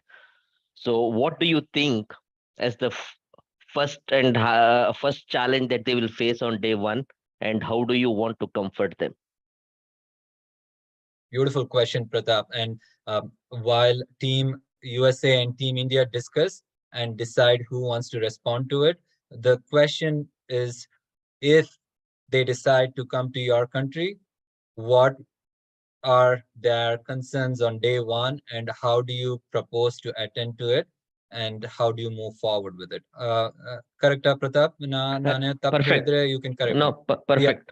Yeah, thank you. Okay. So while they are discussing, I see Pranil has raised his hand, and I will let Pranil go on. Yeah. Sorry, I had a question.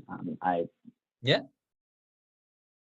You can go ahead and ask a question, because it gives time for the team to work and respond. So while they're working on the present question, you can post your other question, please.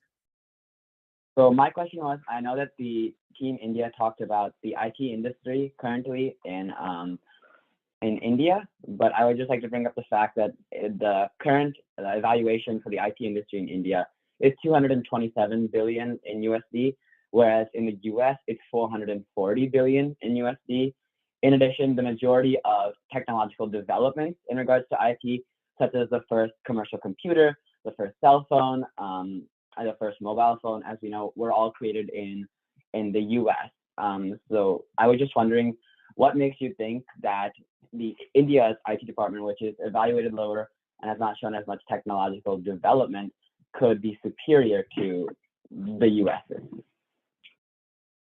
Thanks, Pranil. That was a beautiful way to bounce back with strong facts. The question back to Team India about the IT strength, and take it back to Team India to respond about it. I see some raised hands from Team India, but if it is to the question that Pratap Kondacha had asked, so if that is the case, then I will okay, so Karun looks like has a response about it, and so we'll let Karun answer, and if Sachita has a response for this question as well, she can follow it after Karun. So basing our assumption that all life on Earth and on other planets as of now need water to survive, right? All those, like every single animal on this planet needs water to survive. So we would cross that bridge first. It also bases like how many aliens are we talking here? So if we're talking, let's say the population of a small country, then it would be easily fulfilled. But if we're talking like a country the size of like India, for example, that would take a longer process to fulfill, and we would have to start thinking about that before the aliens arrive.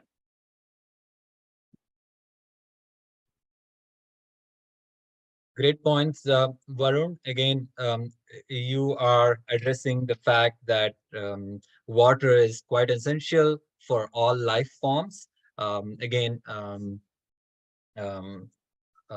based on what we know so far, water seems to be quite essential for all life forms, but this may be a challenging point to see if this becomes a reality.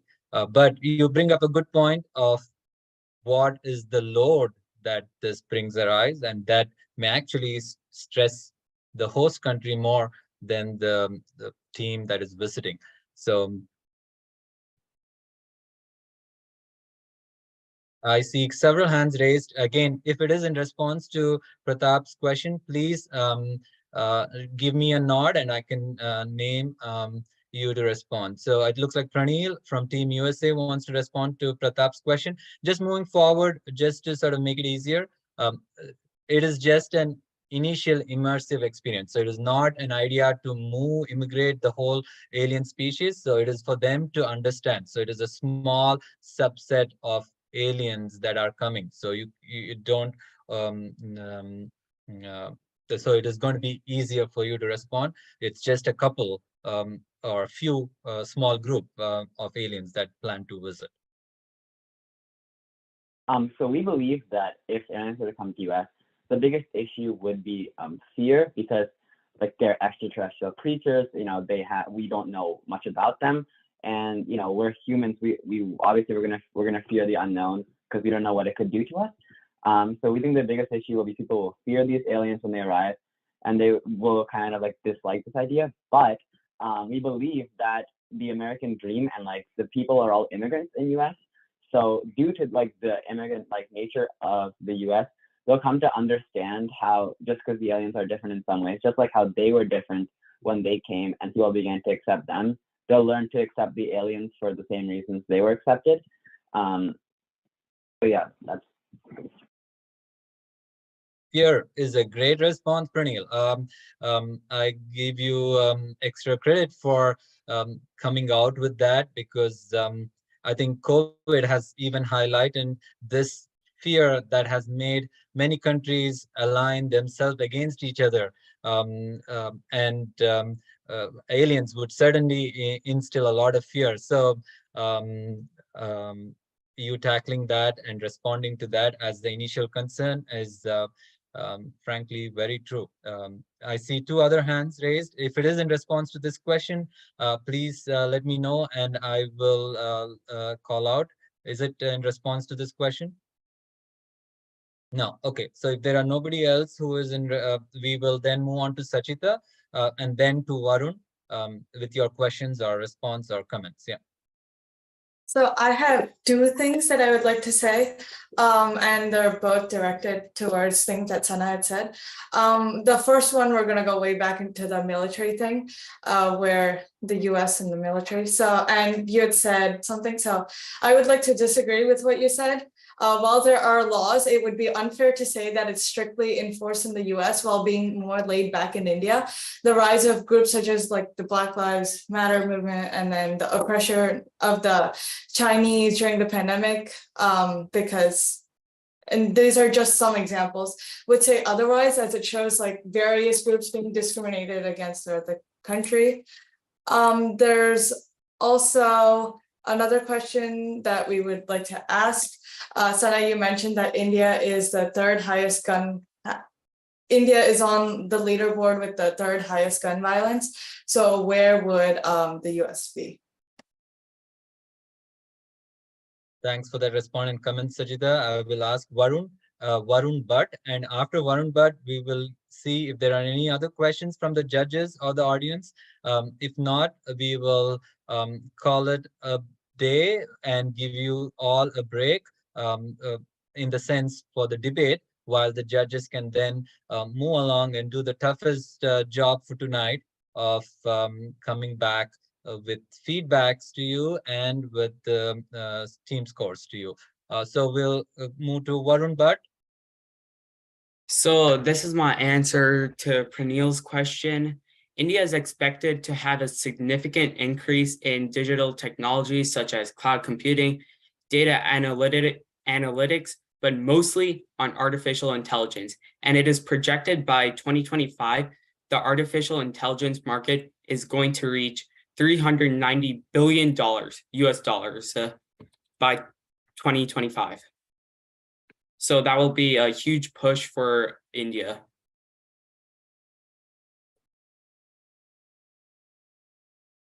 All great points, supporting the host nations. And as a final call, I would like to call upon the judges if you have any other questions. If not, we will let you take a break and move to the next segment when Srinivas would be ready to sort of highlight the work of the youths in the NKK. So I don't see any Sudarshan, Nivenadru questions, comments noted. I didn't come across any. Questions illa. Yeah, and I think we had a robust discussion here in the group, and we will move to the next segment. Thank you once again to all the debate participants, and thank you to the judges, and we will meet back in a few minutes while the audience and us can continue to engage with this couple of snippets of all the work and fun the youth in our Namma NKKLE, they are getting an opportunity. So I call upon any other family who are thinking about getting their youths connected with other youths from the community. Please reach out to Sudarshan or me. And if this debate has not impressed you about the kind of youths we have in our group, I hope the videos that comes on will certainly impress you. Loads of activities to do, a load of opportunities for our youths. Srinivas, I'll leave you to take it on to the next stage.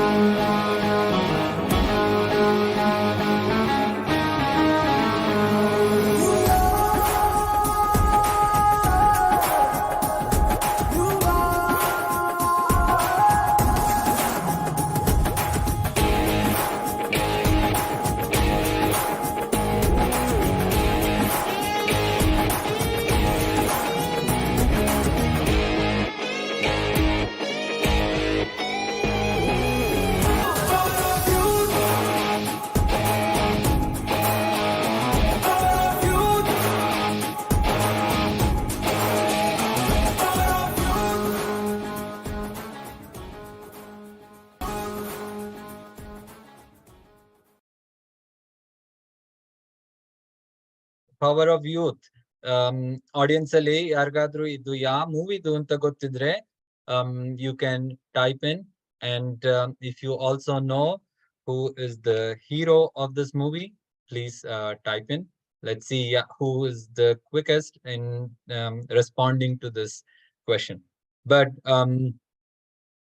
not just I hope Nivella didn't pay attention to the actual song, but you saw the pictures of Namma Youth volunteering at multiple locations at multiple times, with parents, without parents, and doing all this great work in the community. And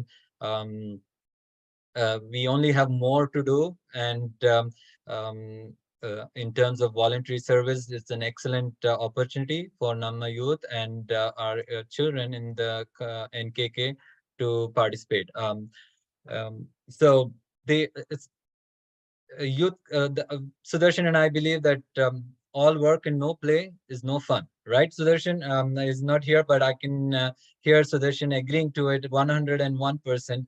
But we also have a lot of fun, Namma Youth Ali. And the next video, Sudarshan will be showing the audience the glimpses of all the activities that Namma Youth have done in all these times of COVID and in-person celebration. So Nodanwa, shall we see their next little snippet of all the wonderful opportunities that Namma NKK has for them, and how they can get connected, know each other, form friendships and bonds that can last a lifetime, well beyond NKK. So let's Srinivas, Sudarshan, you were about to say something. Yeah, it's been great working with these youth. They are awesome kids and easy to work with. And as you can see, the talent and kind of intelligence that they have in formulating the arguments, not only research, like, on their feet, they are able to think about and respond to, well thought out questions. And answers are really, really great. Yeah. So it's an awesome to work with these kids. Amazing. Yeah. Srinivas, if you can highlight the next video of our youth, that would be perfect.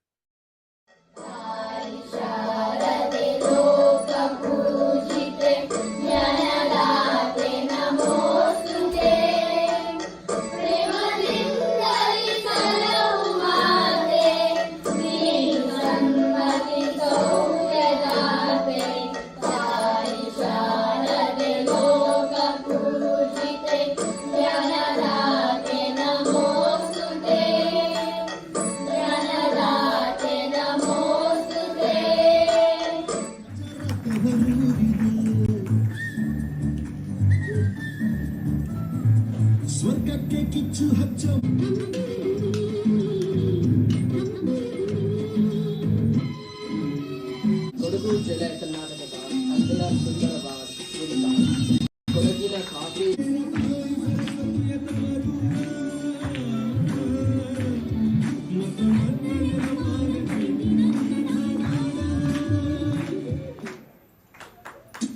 ಇದು ನಮ್ಮ Hubballi Dharwad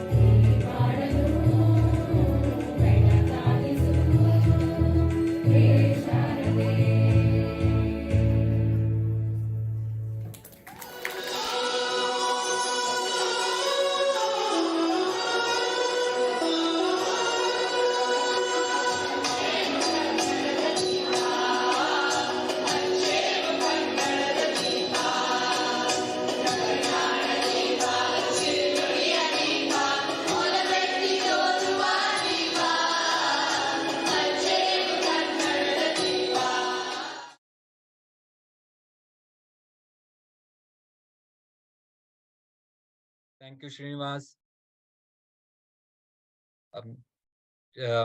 That was just a small snippet, Nimgela, of all the activities the youth have performed over the years. We have seen them grow. Some of them are graduating, some of them have graduated. This is just a glimpse of what Namakuta can provide, has provided, and can provide even more with more activities and participation by parents. So we would love more kids to join our group, more parents to be in this community. And without delaying further, I will call upon the judges to now take it to the next step of feedback and announcements. Thank you.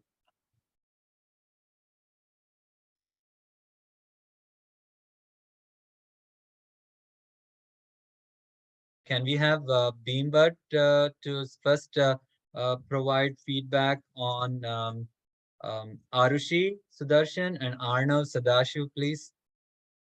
If you're ready, whenever you're ready. Yeah, you might need to unmute yourself, but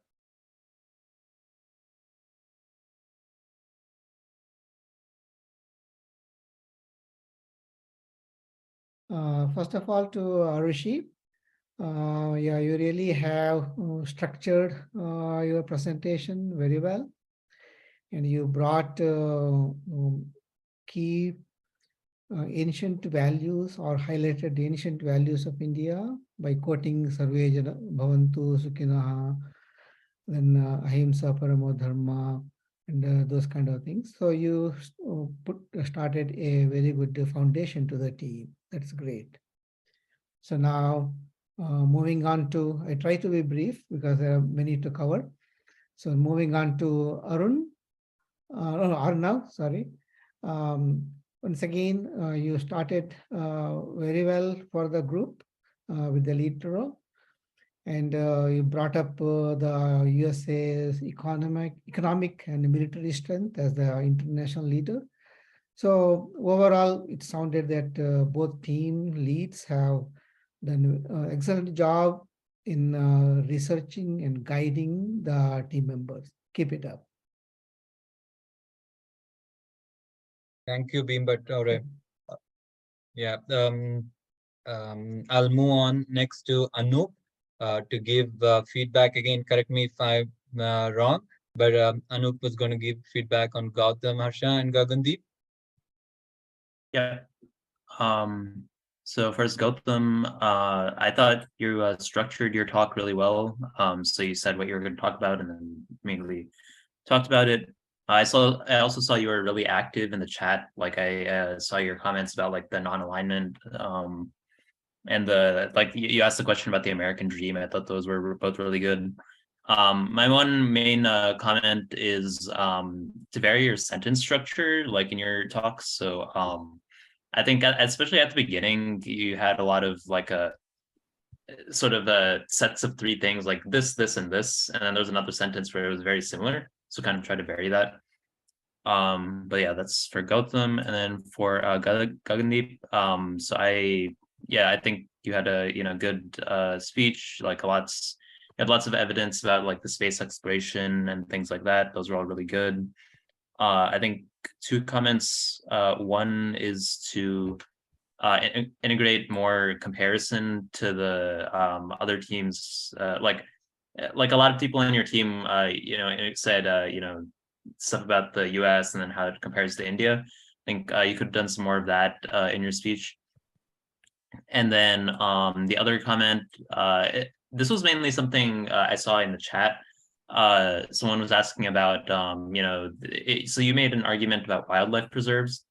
And then someone asked, well, so the US is gradually closing down wildlife preserves to drill for oil and get more money. So I thought your answer was good, that more money will, help the aliens and so on.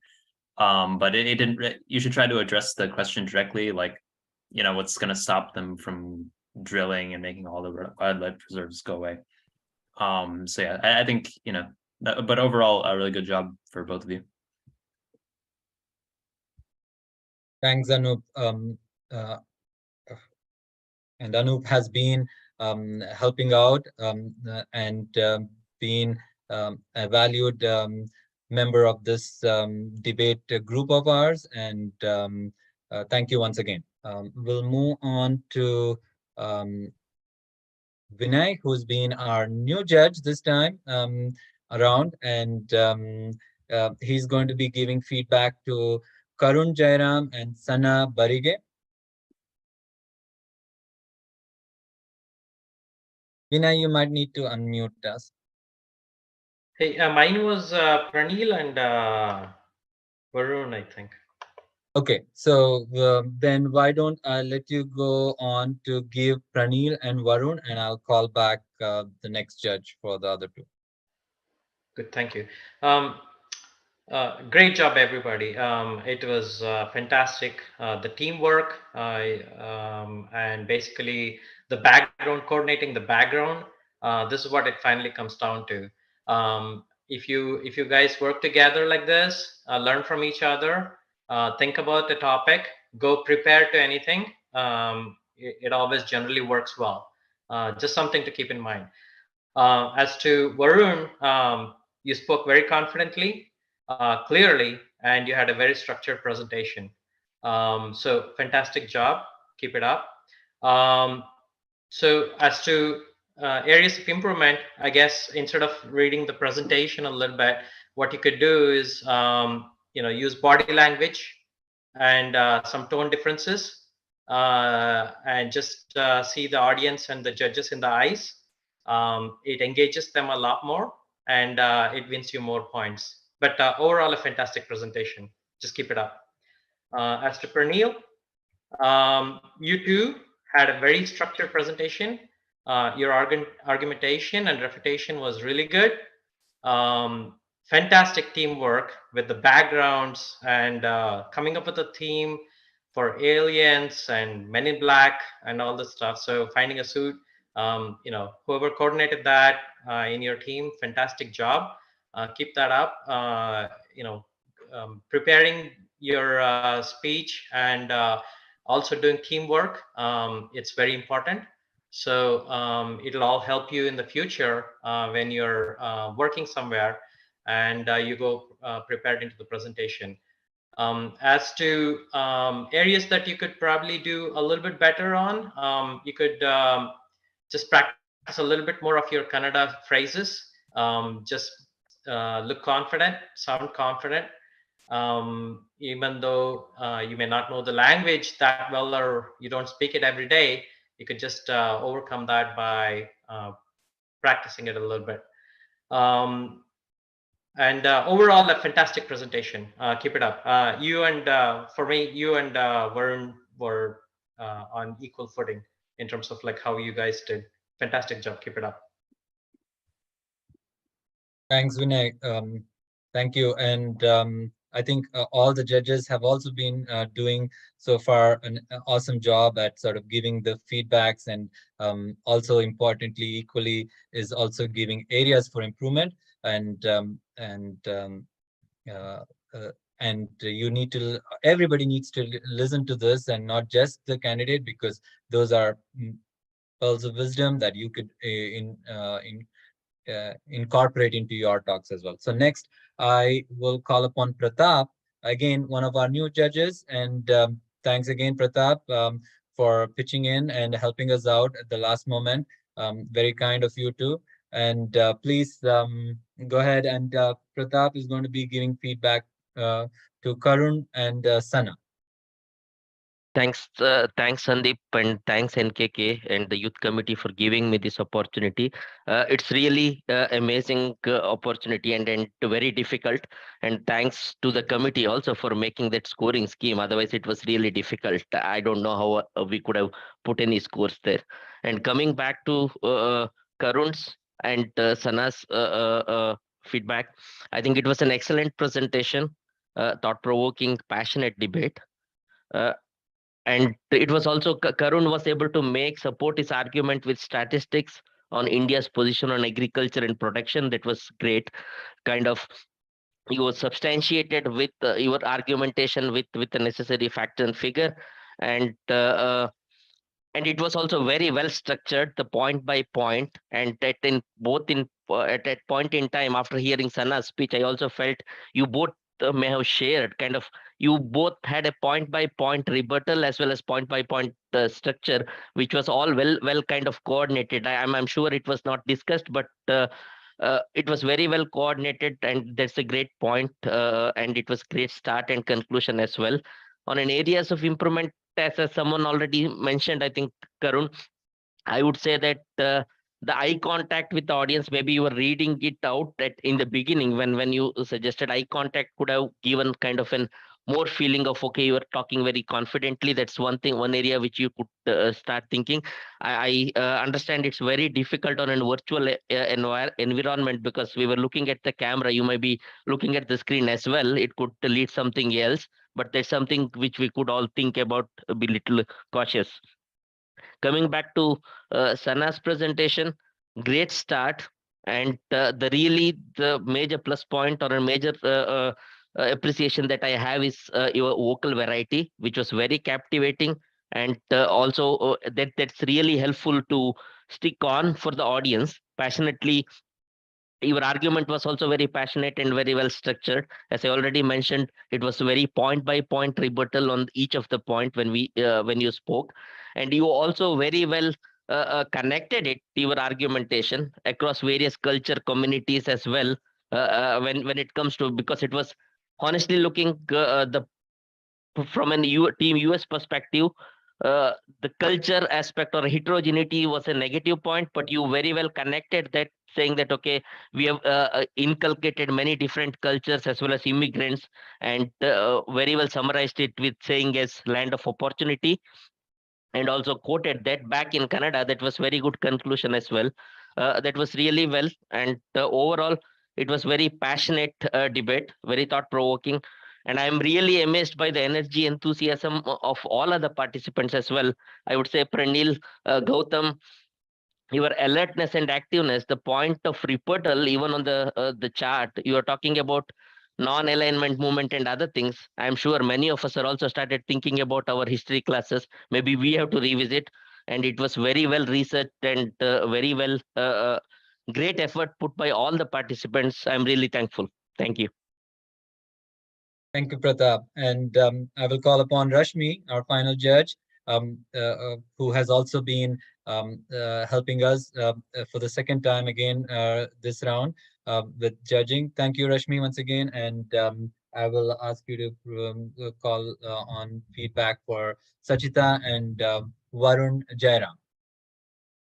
Yep, absolutely. So I think overall, everyone did such a great job. So it makes all of our jobs much harder in terms of sharing a lot of these comments. But starting off with Sachita, I would say I really liked the idea of incorporating like the Ayurvedic practices of India. I thought it kind of captured more of the unique aspects of the country. I think overall, your quote with Dr. Deepak Chopra was like super relevant. And the presentation was really strong, both in terms of the way that you kind of laid out your argument, as well as some of the key points that you made during the rebuttal. I think you did a great job of highlighting both like the qualitative and kind of quantitative elements and data to support your argument and address each question. The one thing I would say, just in terms of maybe an area of improvement, would just be to think a little bit more about the structure and more of like the framework of your argument. So I think there was a number of things that you're aiming to tie in. You talked about like the Mars mission, the natural resources, philosophy, science, and tech. So I think sometimes when there's a lot that you want to capture in your argument, it sometimes may get lost in your argument. So having some kind of thesis or kind of a framework can help better that structure. So that would probably be my main piece of feedback. But overall, like very, very impressed with your presentation. And then for Varun, I think very similarly, also very impressed with your presentation. I thought it was super creative in terms of how you tied in this concept of quote unquote aliens to immigrants. You did a great job of highlighting all of those different geo pockets, like Little Italy and Chinatown, kind of all over the country. You did a great job of highlighting that unique aspect of the American dream. I would say from a presentation standpoint, I know this has kind of been expressed by some other judges as well. And it is tough to do in a Zoom environment, but I think one of the things that makes for a great debate is having that kind of engaging speaker and having that great eye contact with your audience. So I would just encourage you to continue to improve upon that. I know there's a lot of information that everyone's going through, and just making sure that it isn't coming across as almost like the reading off of a script type of vibe, I would say. So I would say just focus on that piece so you can really continue to be more of that engaging speaker and presenter. But yeah, I think overall, once again, very impressed with both of your presentations and your arguments. It's super clear that everyone did a ton of work and research and was really thoughtful in this whole process. Thank you, Rashmi. And then I will call upon you as well to sort of continue and take this next step, which is the hardest thing.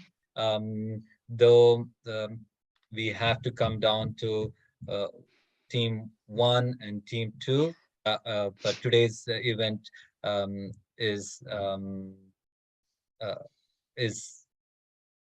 has been phenomenal from everybody point of view. So Rashmi, I'll leave it to take it on further. Yeah, absolutely. So I think it's we've all said it. I think we're continuously impressed with how articulate everyone is. It's clear that so much work and preparation has been put into each of the debates. I think from last year to this year, I can even see so much improvement in everyone who's participated. So it's definitely pretty challenging, I would say, for all of us to judge and score everyone because it is so close. And even in this one, it was super close. So it was only a 6-point difference, so very, very minimal. But the winner of this debate is going to be Team India. So congratulations to this team. So wonderful job, but I would also say Team USA, you did an outstanding job as well, just in terms of highlighting all of the key points in your arguments. I think all of you should be really proud of all the work you put in here.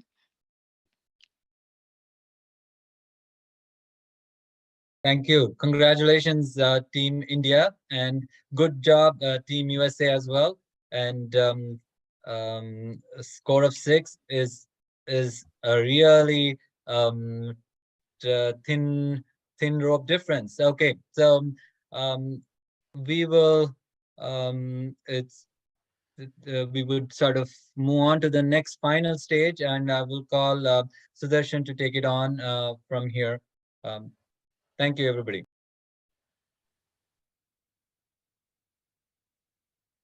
Thank you, Sandeep.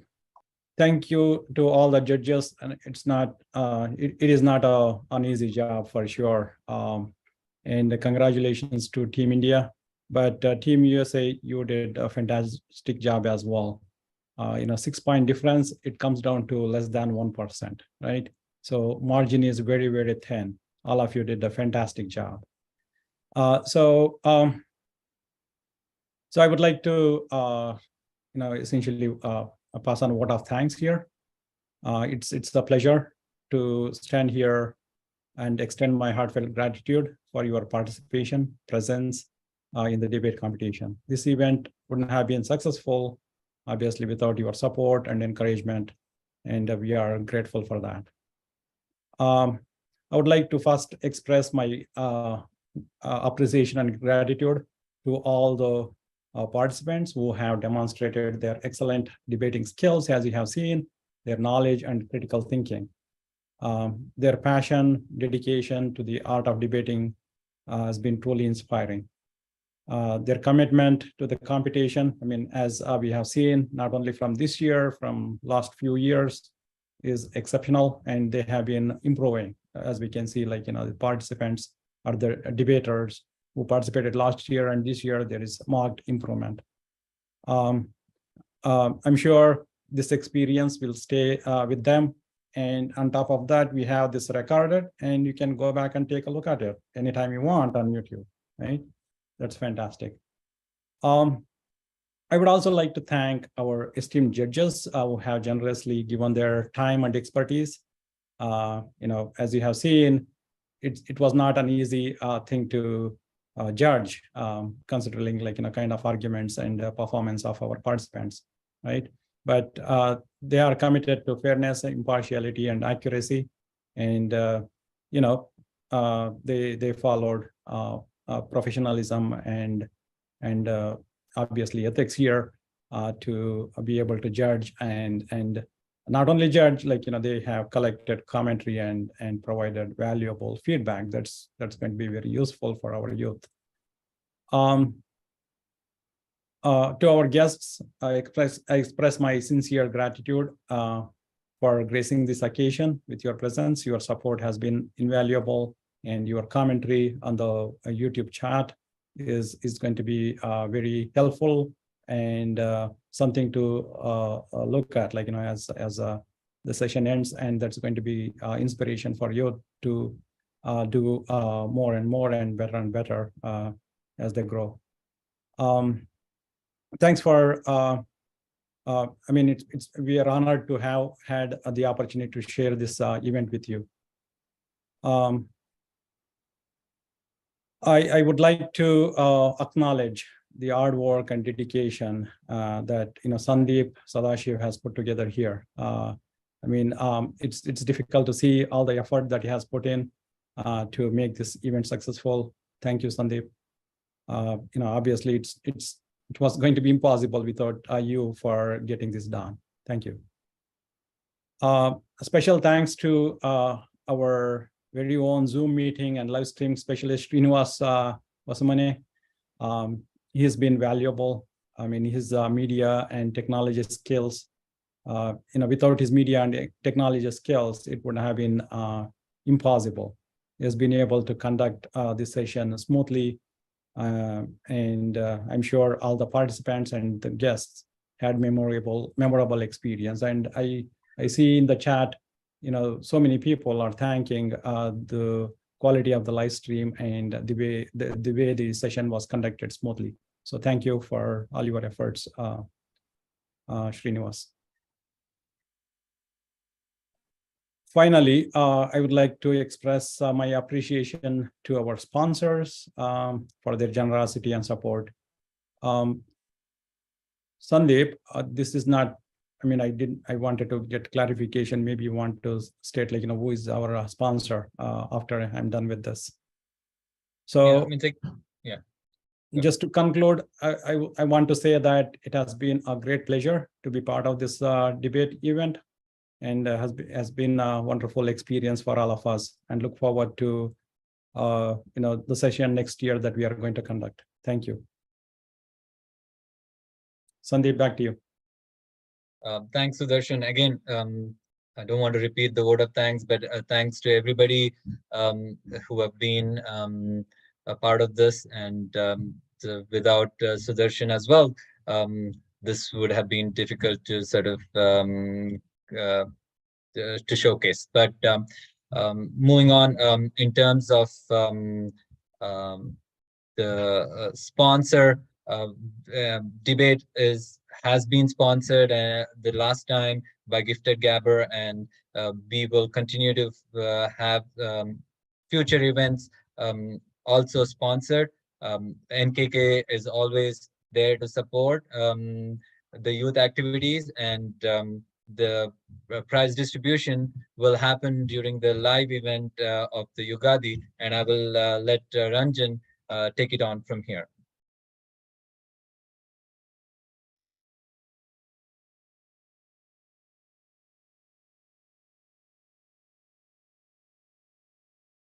Hey, thank you, Sandeep. This was a great effort by all of you guys. And regarding our youth, I'm at a loss of words. Actually, they may look young, of course they are young, but they say looks are deceiving at times. The depth of knowledge and the research that they have done is truly unbelievable. They can challenge any of the elders. I'm pretty sure. I'm confident of that. And it's so fulfilling to see our youth participate in a healthy conversation. And thank you to our youth committee, Sandeep, Amele, Sudarshan. You have done a fantastic job. I'm sure there's so much of effort that has gone in. Truly thankful. thanks to all of our judges, participants, and our audience. You have been truly amazing as well. Amele nama Srinivas Osmane. He again hit it out of the park. Unbelievable audio and video. This is truly amazing, and we are so thankful to have you do this. Amele ನಮ್ಮ ಯುಗಾದಿ ಹಬ್ಬ ಮುಂದಿನ ತಿಂಗಳು 15ನೇ ತಾರೀಕು ಬರ್ತಾ ಇದೆ. ನಾವು email ಮತ್ತು WhatsApp ಅಲ್ಲಿ ಮೆಸೇಜ್ ಕಳಿಸಿದ್ದೇವೆ. ದಯವಿಟ್ಟು RSVP ಮಾಡಿ ಹಾಗೂ ಬನ್ನಿ, ಜೊತೆಯಾಗಿ ಹಬ್ಬವನ್ನು ಆಚರಣೆ ಮಾಡೋಣ. With that, is this a wrap? So thank you all and have a great night. See you. Good night, everybody.